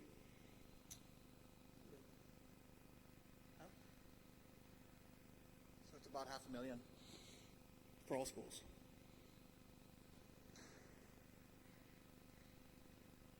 For summer, for our school readiness over the summer. So Just $500,000? part of that's just to do the paint and the touch-ups for most of the schools. And there are going to be, if there are schools that have significant problems, then we'll have to focus and see if we can address additional resources to them. Have you received that money yet? Yes, that's money that's immediately available. Yes. If you need additional money, do you guys have additional funds to be able to do this, or are we going to have vendors that are going to be left I think holding the bag? But I think we've had this ongoing discussion, so we continue to try to ensure that we're getting sufficient cash for within our appropriation to continue to fund the operational needs of the department. So as we go forward, we're hoping to ensure that constant flow comes. Yes, and too many mornings I wake up to your chairman blaming the legislature for not appropriating enough money to this legislature. So just let me get one thing clear. How much did we appropriate to DOE last year from the general fund?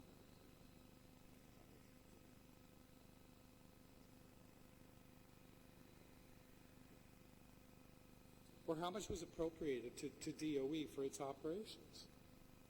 I think the total was 240, right? About 240, right? For the total appropriation. I'm trying to get a breakdown for the operations. And how much are you allotted every pay period? We are given about 3.8 a week. Every week? 3.8 a week total release, and that covers everything. It covers our personnel costs as well as any operations that we need. So that's what's being released on a weekly basis. That doesn't include anything that we're hoping to get from TEF eventually from being released. Stop the TEF, please.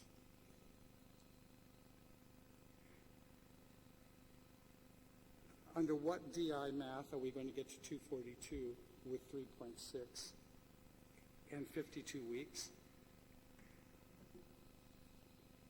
We're happy to go over those numbers with you. I think I'm not really trying to. 3.6 times 52. I don't care. Right. I'm not sure what math could possibly be taught that would get that to 242. Right. Our budget is built on multiple fund sources, so it's not. I don't want to ignore the TEF fund because it is a source How of funds. much? It's 14. Right. Okay, 14. 3.6 times 52.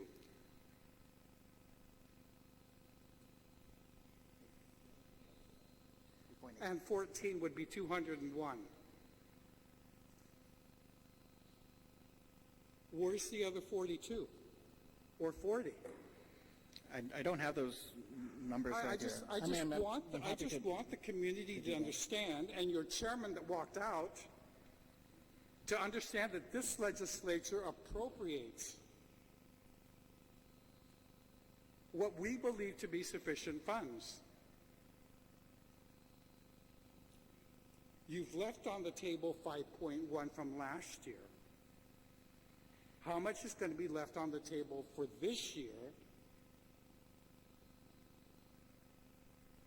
by his boss, and the fact that he keeps blaming us? Your teachers keep blaming us. They should look to you and the chairman to ask where that 5.1 is. Why you're spending $2.8 million a year for the next 25 years for offices up at Teton, and how those priorities were made before or ahead of Simon Sanchez.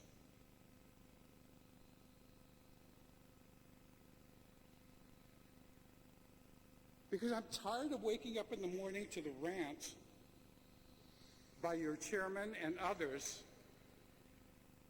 that we're not appropriating enough. Today I pointed out that you left 5.2. And as of this current fiscal year, I don't know how you're going to get to even the 242 that we gave you, because there's barely 201 that's now being given to you. Thank you.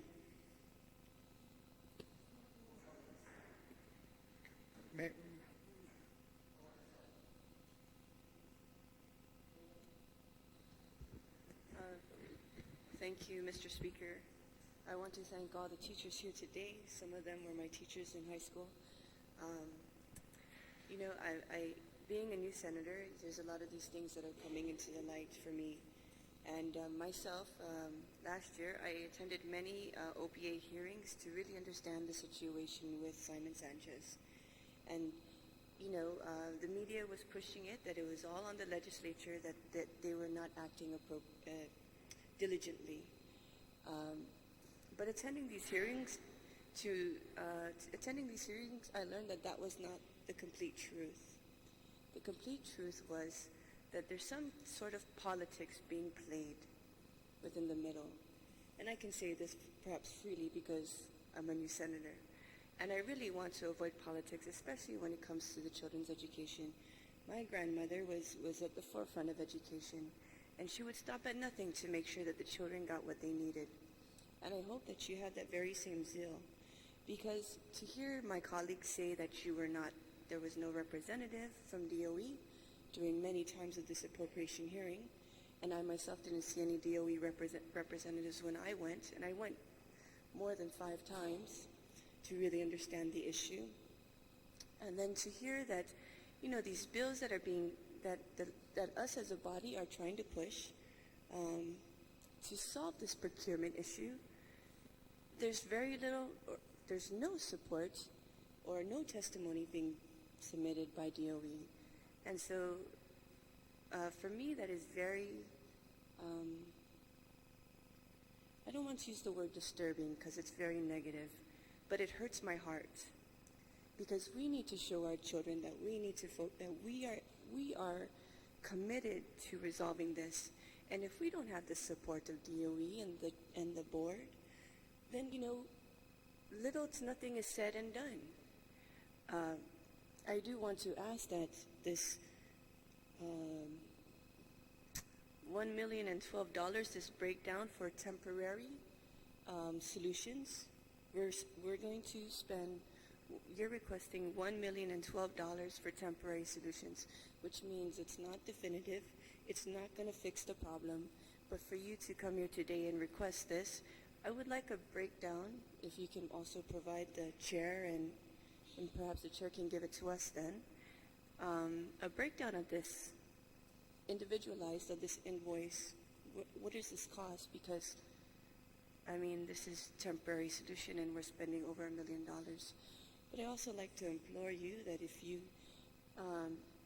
can start being a voice to helping us solve this procurement issue, especially with the board, and really show your commitment to the people and join us in this good fight. Yes. And thank you very much for all that you do. All right. Thank you, Senator, for those comments. We will do. I know you're referencing the OPA hearings, and I know I've been away, and when it was happening, I did have to attend, but wasn't able to attend all of them because as a witness, they weren't allowing me to participate in those hearings. I would have been there. But at any rate, we're hoping to move forward, hopefully with an OPA decision one way or the other, so we can keep this process moving, that we can reconvene with DPW and start to get back into the meat of this procurement, which is what we're not able to do right now because it's under a stay. So I am kind of frustrated by coming back and not being able to say how are we going to move this forward, and but we do want to see it move forward. There's just no benefit to anybody. I mean, I know you mentioned the politics, but for me, it's like there's nothing better politically than to have a school built for your students, because these are the community, this is your voters, and I would hope that from a political standpoint, we get something built that will be satisfactory to resolving this long-standing issue. I do want to say, again, saying politics aside, we come here.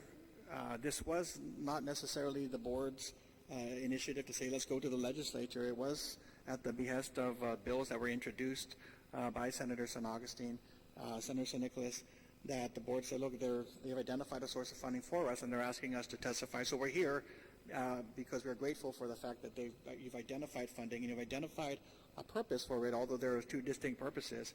And we're here kind of in a position where we're being asked to decide which one is the one that we prefer. And I see the merits of both arguments, except the issue for us is we have immediate needs now, and we know that at the school. And so, again, it is a trade-off of long-term and short-term. We want both. We want a short-term and a long-term fix, and that's what we're here for. I did say to the speaker that I stand corrected, and I will go back and review the numbers.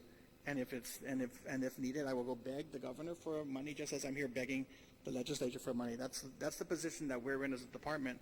We don't have our own independent source of revenue, so we are going to look to those of you in these positions to help us find that solution. I don't care who I have to beg to. What we really need is to find a way to ensure that we can fulfill the commitment that we've made to Simon Sanchez High School. So, again, whatever the decision of the legislature is, that will be our guide for me to go back and figure out how we'll manage through the summer. Like I said before, double session is not off the table. It's certainly on the table from a management perspective, and it's certainly something that people are considering one way or the other. And so, again, we're here to express our opinion and preference, and hopefully the legislature will let us know how it decides to proceed, and we stand ready to provide any information to help you along with that decision.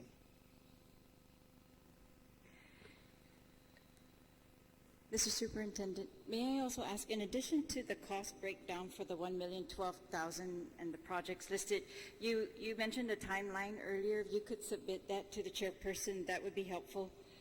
And while we're not here particularly on the $1 million resolution from DOE, but it's very relevant, so I would ask that if you could also submit to the chairperson the citations that Simon Sanchez has received from Public Health, EPA, DPW, GFD, or those, and if timelines come with them, I would like to see those, please. And if you could, in light of what we've heard about the budget and how much money might be still available to DOE, if you could tell us also if that money is available, did you still need any further authorization to use it for these purposes? To repair the Simon Sanchez, otherwise, it sounds like you would be able to do that. If funding was made available to the administration? Yes. I'll look into that and we'll see. I don't want to say anything. Thank you very much. I think it should be clear so that your chairman and teachers who should know the facts are clear. You were given a lump sum budget. So there was no need to limit the maintenance and repair costs for this reopening of the schools to $500,000. Before you issued or you got the board to issue that resolution, you could have increased your budget allocation for reopening costs to 1.5. because you had a lump sum budget. And show that these are priorities. So you're absolutely right. Well, it's lump sum to a certain extent. We are given a line item for personnel and then for operations, and we're given the transfer authority to spend personnel funds on operations, but not vice versa. So there are some constraints on that.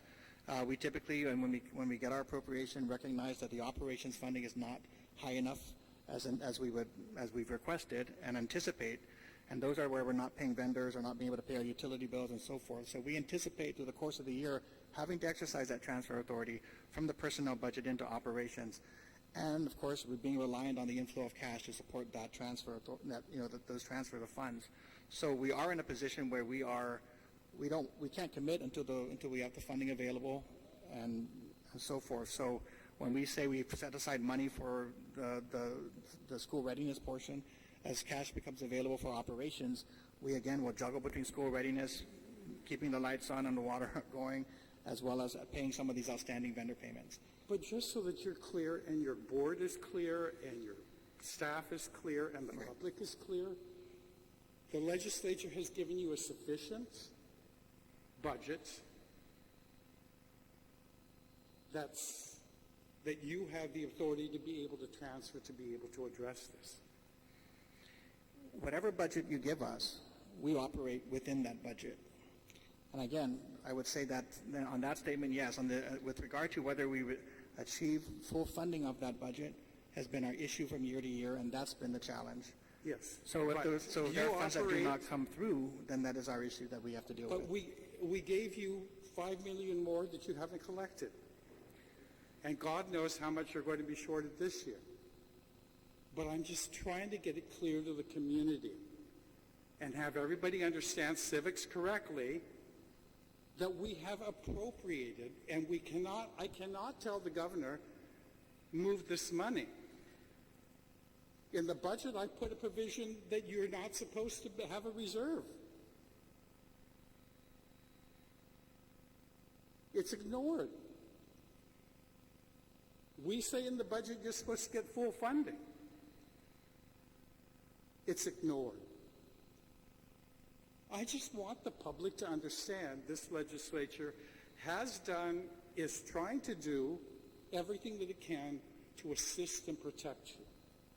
Now you have to stand up for yourself on the other side with the representatives that you have who have access to ADALU.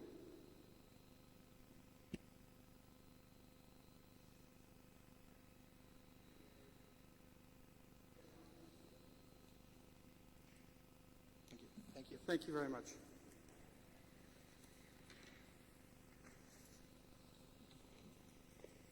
Ken Leon Guerrero. William Shaw. Andrew Bynum. Jessica Faheran. Tony Yatar.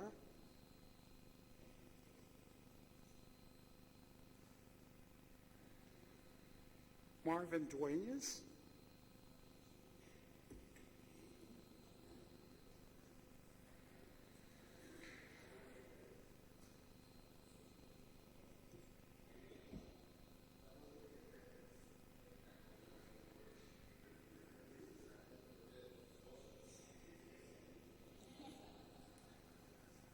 Okay.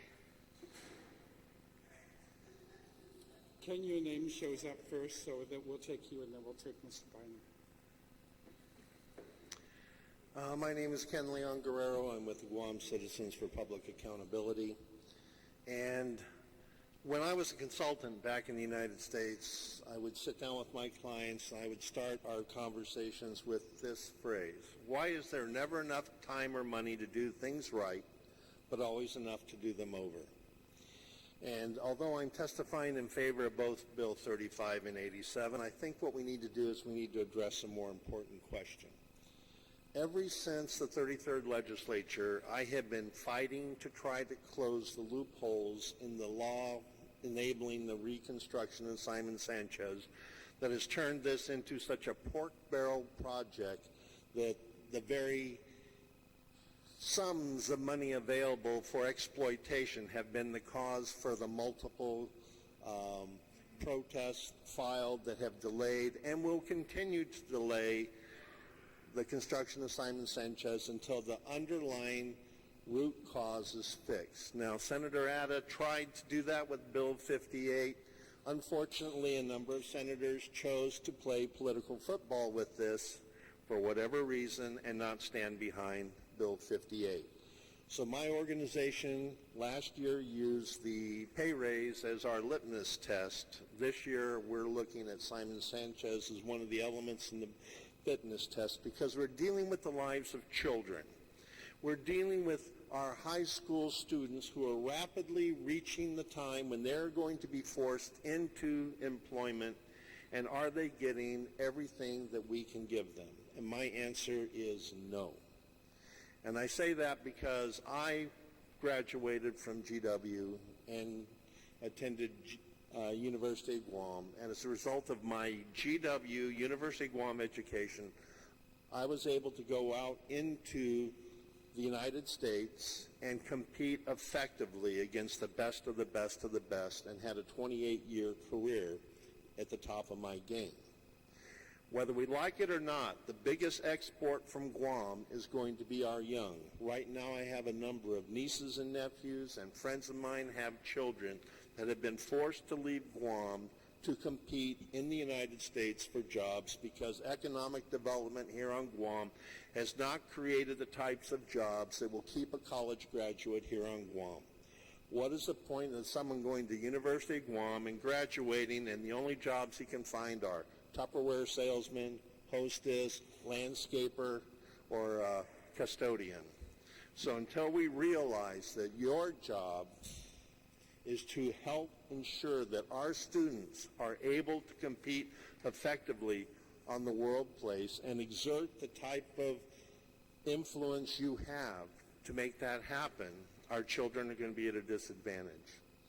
I say that because here we are 5 years after Simon Sanchez has been condemned by public health. We're still debating this issue.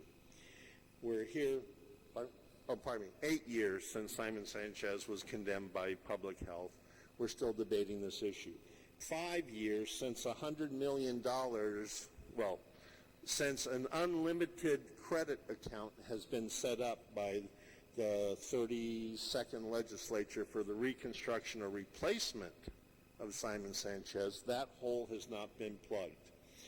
Now, the current RFP, the way it has proceeded, is flawed. We've already seen 2 protests. We're guaranteed to see 2 or 3 more protests, and ultimately probably a taxpayer lawsuit by the time this process is going through, because it's still following the same process that saw a company whose greatest claim to fame is we're a mixed martial arts promotion firm win a $100 million contract. I still don't understand the rationale behind that. So we're still following the same process. Bill 58 attempted to rectify that process. Bill 19 attempted to put a cap on the expenditures to prevent this from being the pork barrel process it still is.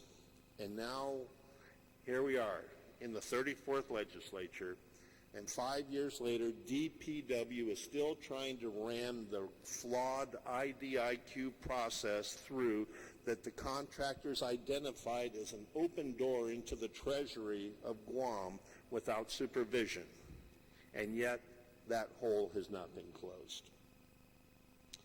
So I find it ironic that we're sitting here trying to put Band-Aids on an artery wound in an effort to patch up a building that we're going to have to destroy in just a matter of time because the policies surrounding the replacement of Simon Sanchez have not been moved forward in a way to protect both taxpayer and provide the quality of school that the students at Simon Sanchez deserve. In the meantime, the clock keeps ticking. We're going to have another class of seniors graduating from substandard conditions, forced to adapt, and now they're going to be pushed out into the world with what I feel is less than the best education our community could have provided for them. It's not your fault individually. It's the fault of the process that allows. And I still don't understand how DPW, an organization whose sole purpose is to patch holes and build roads, becomes the mastermind organization to develop a state-of-the-art educational facility with little or no oversight or input from people whose jobs is to educate our children to compete in the 21st century. I don't understand why we have attorneys determining whether or not the smallest school at the highest price is the best thing for our students. So we need to really stand behind, and I encourage you to push Bill 58 through. Let's take this Simon Sanchez out of the political pork barrel game, take it away from special interest, and yes, the GSA process is torturous, but it's also the most transparent process that we have right now. Because if this had started out going through the GSA process, I doubt very much that a mixed martial arts firm with no construction experience, no management experience, no school experience would have been deemed the #1 prime vendor for constructing a state-of-the-art high school for the future of generations of our children. So, in conclusion, I would like to suggest that we put the children first. There is plenty of money to be found. In fact, I have a suggestion. We spent $2.5 million on pickup trucks for the mayors, and those are dedicated to the use of recycling. Yet the other day, I saw a pickup truck at Crown Bakery picking up boxes of donuts. Now, I severely doubt those donuts are going to be recycled, or at least not in the way those trucks were intended to do it. Why don't we liquidate those trucks? Because if we only got 50 cents on the dollar for those trucks, that's $1.2 million that could be used, and based on what I heard here today from the department, that $1.2 million could be used to ensure that our students have a better school year next year than they're having this year. So as we go into this 2018, we are going to find that there's a big difference between the perception and the reality on the finances of government of Guam. We're already seeing Trump making noises that we're looking at somewhere between $80 and $150 million cut in programs that are going to affect Guam. So if we're running a $180 million deficit now with full funding from the federal government, where are we going to be with $150 million cut from the federal government? Right now, I've heard stories that the revenue tax collections are off dramatically from projections. So we're going to be forced into making hard decisions sooner than later. I encourage you to start making those sooner because you guys control the purse. So I would, as a taxpayer, I would really appreciate it if you guys looked at how we could avoid, as I used to tell my clients, doing something only to do it over. Let's do the right thing. Now, if I understand Bill 58 correctly, it would actually follow how the federal government does things. When they do a design build, they do it in stages. And the problem with the existing RFP is we're trying to eat the elephant in one bite. Instead of designing a school, put out an RFP and pick the best design. Then have contractors bid on the best design. I think we get a more satisfying result than the way we're going about it now. Because at some point in time, the OPA is going to rule, and based on the ruling, I can almost guarantee years of protests that there's going to be more protests, which are going to kick the can further down the road.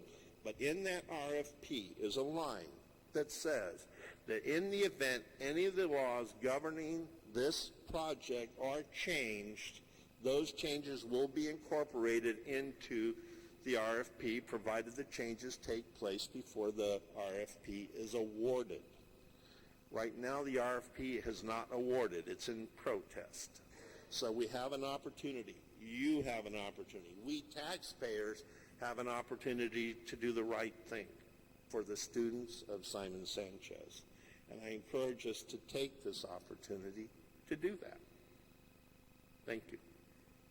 Thank you very much, Mr. Leon Guerrero. Mr. Bynum?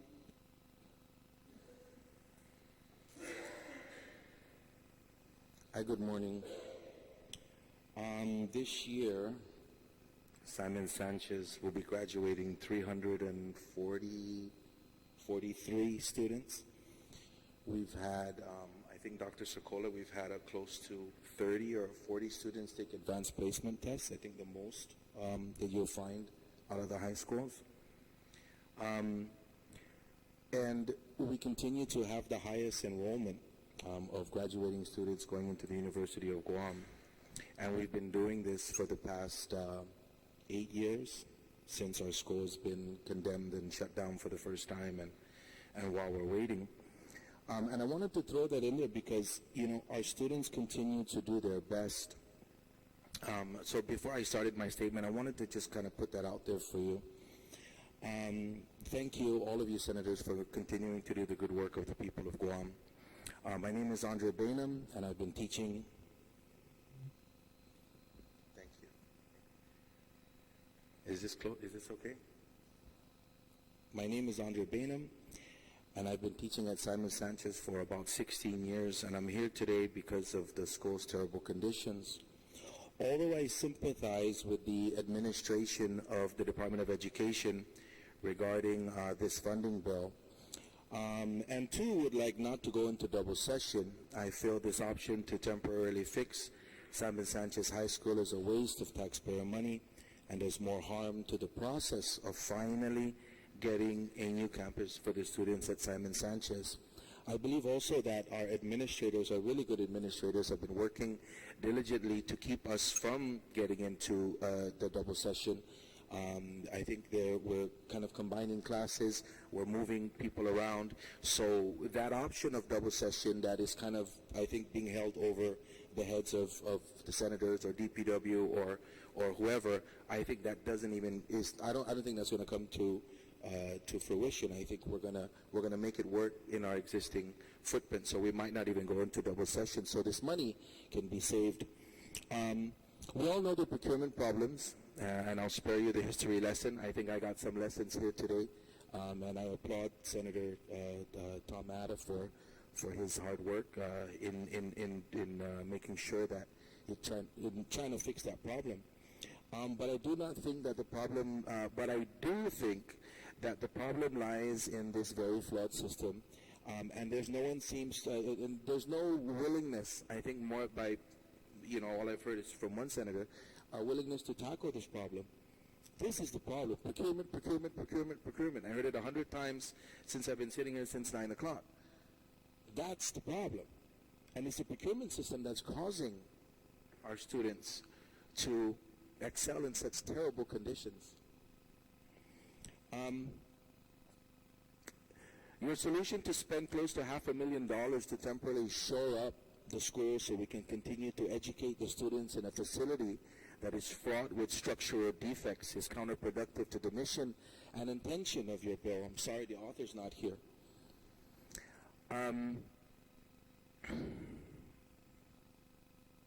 Basically, what you want to do is you want to help the students stay and learn in a building that we all agree is counterproductive or that is not conducive to learning and is falling apart.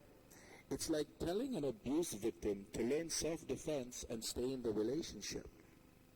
That's what we're doing here. You keep pushing them back into the building. Just stay. It's coming. It's coming. It's coming. It's going to happen. Promise. Promise. We've had people come over there and have big celebrations. The news was there and everything. And we continue to say, just stay there. We're going to fix it. We're going to patch the roof so it doesn't leak on you. I think what really got me involved in this whole process, even with the raises and everything, is I have a trash can in my class, or I had one in my class, and the water would leak into it. And I throw it out every day, I throw it out. And one day, I go into the class and I do my routine before my students show up, and I throw the water out, and I come back on, I turn on my radio, and I hear senators gave themselves raises. That's what really gets me. That's what really got to me.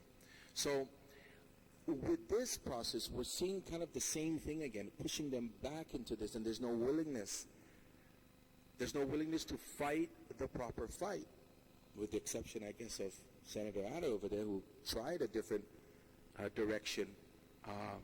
But you guys are the power brokers, including our people, like you guys, pointed out. They need to go to the powers that be and tell them 8 years is too much. That's just too long.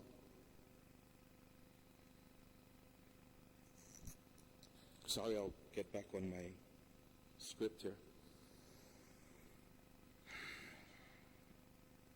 $500,000 of taxpayer money will be wasted if by some act of God, in a few months, the contract is finally awarded and the building is torn down. And if not, then this bill relegates the students to another several years of having to learn in a dilapidated facility, and you'll have to find money next summer all over again. If that procurement system is not fixed, if your voices, you guys are the power brokers, if you're not screaming at the top of your lungs to get these people to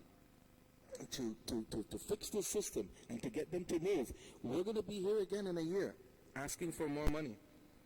And our students are going to continue to excel in a school that is just awful, and they don't deserve that. Therefore, I reluctantly am not in favor of this bill. Although I like the leaky roofs fixed and classrooms and a lot of space, this is just going to prolong that process, you guys. I'm sorry, senators. It's going to prolong that process. Your efforts must be focused on the procurement issues and finally get our school and other schools on Guam fixed. You can do it. You must do it for the 30,000 children that are relying on you. Finally, if I could publicly plead with Cortec and the other competitors for the construction to fix Simon Sanchez and the other schools on Guam, I want to caress it. But we, the stakeholders at Simon Sanchez and on the other public school systems, we don't care about who gets the money. You can put it all in your accounts and count it and say, hey, I'm rich, yay, and pass it on to your family. But really, what have you done? What have you done with your time? We, the stakeholders of the public school system, don't care who gets the money. We just need facilities that are safe for our children so that they can learn to be good, smart, productive citizens. So, again, to these competitors out there, the construction companies, stop the protests and delays. Just, it's not doing anything to help the problem. I guess that's it. Thank you. Thank you very much, Mr. Bynum and Mr. Leon Guerrero. And I think Ms. Leon Guerrero talked about the importance of the procurement process and the transparency that's provided to it, and the fact that in this current contract, the two protests were against, as he put it, a company whose claim to fame is martial arts and has no experience. That's why the protest is being done. Go to the legislative website, see who voted for Senator Tom's bill and who didn't, and visit the ones that did not vote for Senator Tom's bill so that we can have a vote on the override at the very next session. That's the help that we need. Thank you. Does anybody else have questions? I would like to thank you for your testimony and for both of you pointing out the procurement process. And I agree, it is the issue. But I think I agree with the speaker also, again, that the help that we need is attention to that procurement process. It's the details. I mean, Simon Sanchez, the rebuilding of Simon Sanchez was allowed in a law that was passed before I came into office, and that mechanism it was used before for some other schools, but it's one of the most expensive mechanisms available to build a school, and we can't. And I agree that controlling the cost of the school, you say money doesn't matter. It matters to me very much, because if we can control the cost and still build the school, then we have that money available for repairs of other schools that everybody's waiting, right? I mean, my kids had to go through double session at GW, and I don't wish that on anybody. It's so disruptive to everything that they participate in. separates the teachers from the students after school. They have to get out of campus. They can't stay for sports. I mean, things like that. Everything's disrupted. So, and I appreciate your efforts, and I agree. I think I would ask that if the superintendent was not part of that prior RFP process or input on Bill 58, that that we all reconsider our positions on that bill, and that we see if we can get an override of that veto, because that does limit the cost. It limits the type of procurement, and in my opinion, and in the author of the bill's opinion, would expedite that procurement. It would alleviate some of the issues that we are making available for protest, right? It would just eliminate those. And I think there's still, I mean, it's the debate. The only debate would be, could that get done faster than getting through the protests? And I think so. I think if I could, I brought up the example of our stats and graduating this year and stuff like that. Yes. I think to kind of point out that we're doing our best You're doing great. to continue to do the jobs that we do with the conditions we have.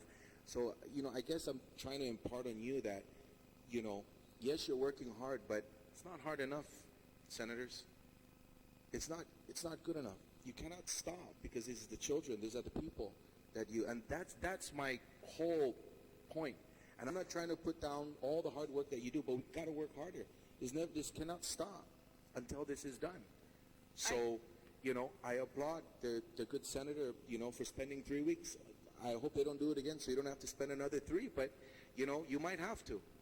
You might have to figure this stuff out. All of you might have to go down there. And because you are the power brokers, you can do this. No, That's just my point. And we did introduce 2 bills, and we tried the overrides.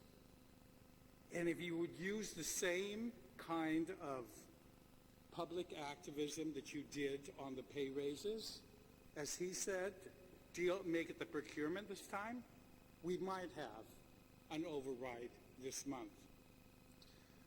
Well, I would We like to. did pass it twice. I would like to say that during the 33rd legislature, 3 of you are still here.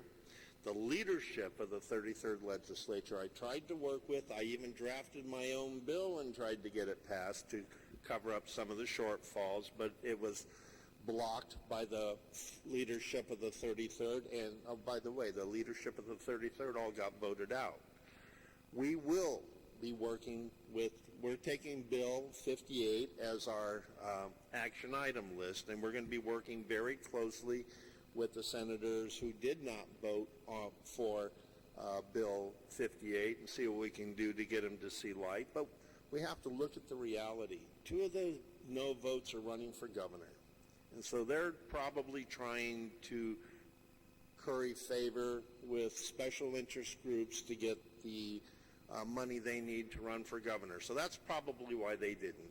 We have a couple of people who are going to vote no matter what the merits of the bill are. They're going to vote how Adelup tells them to vote.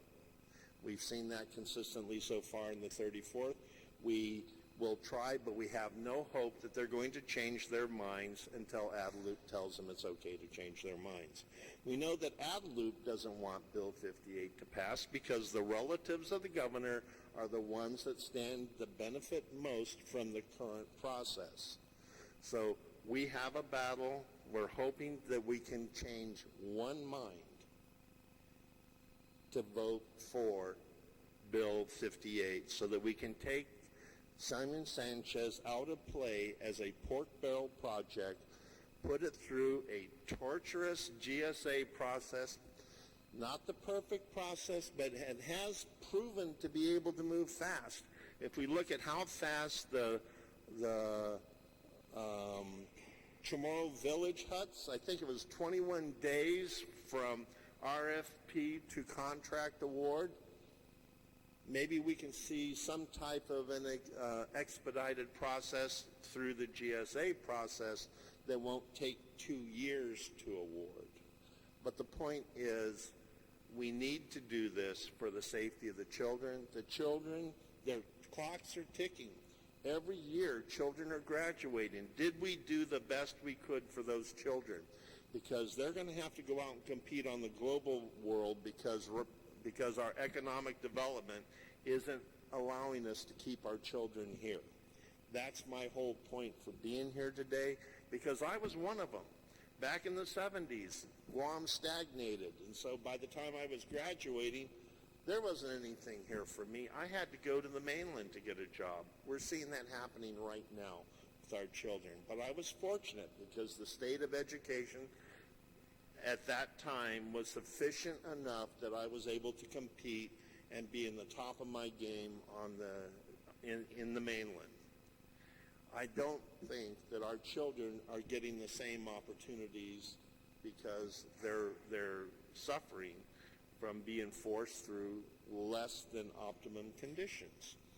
Now, we have a 9-5 vote on Bill 58. I'm hoping that you are able to call a special session or in the next session for an override vote, and you can rest assured that our organization is going to be doing everything we can to try to convince those 5 senators to, at least one of them, to see it's important to do this for the children.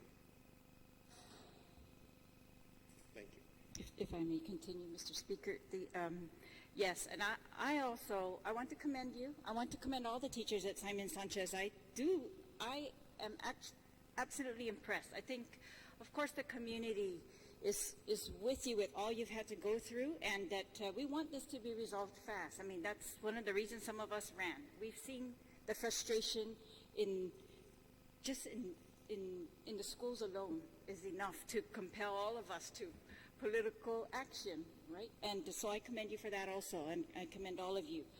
And so I just want to assure you, your successes, despite all of this, we commend you for that. We commend the students for putting up through that.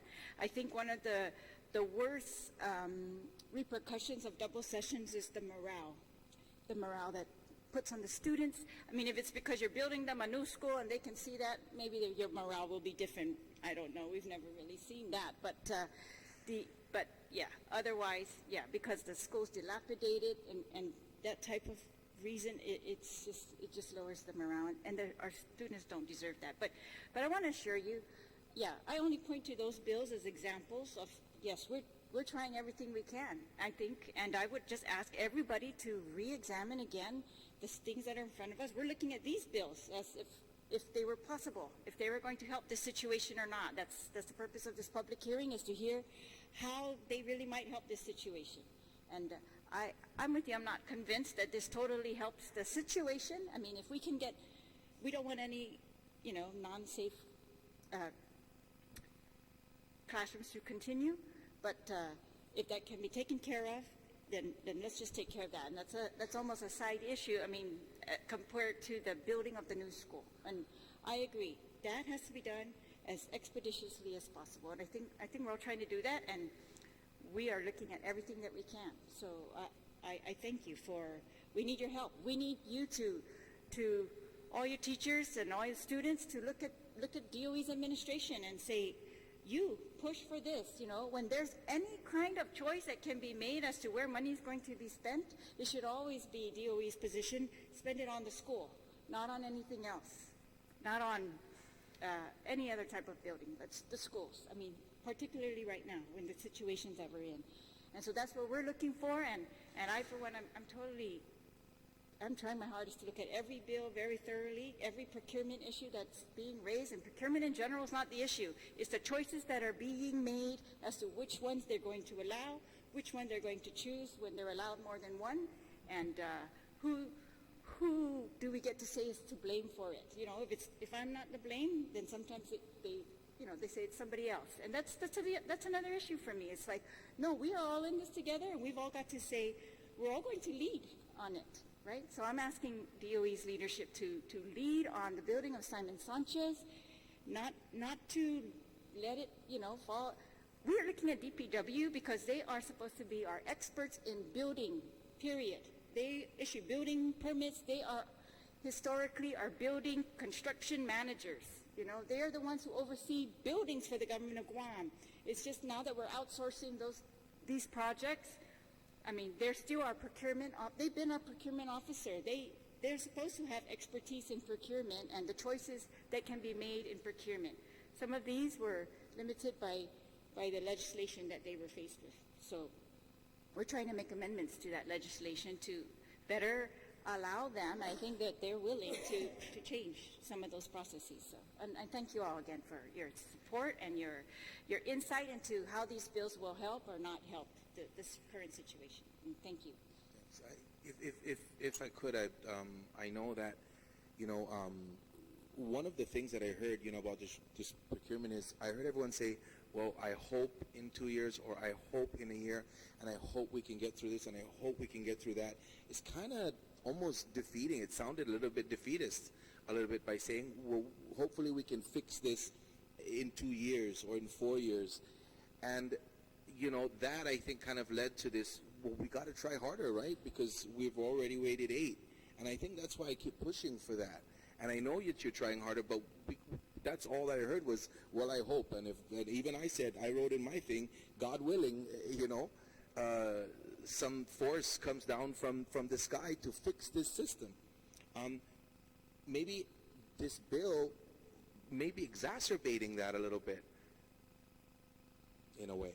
So that's my comments, and thank you very much for listening.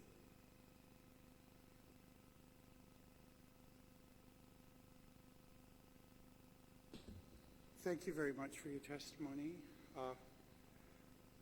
and congratulations to the administration at Simon Sanchez for the success of your students in spite of the conditions that they've had to live in. I hope that today's hearing clarified a few issues of where we can and should be pushing to get some immediate cash, and see to it that we can open the schools.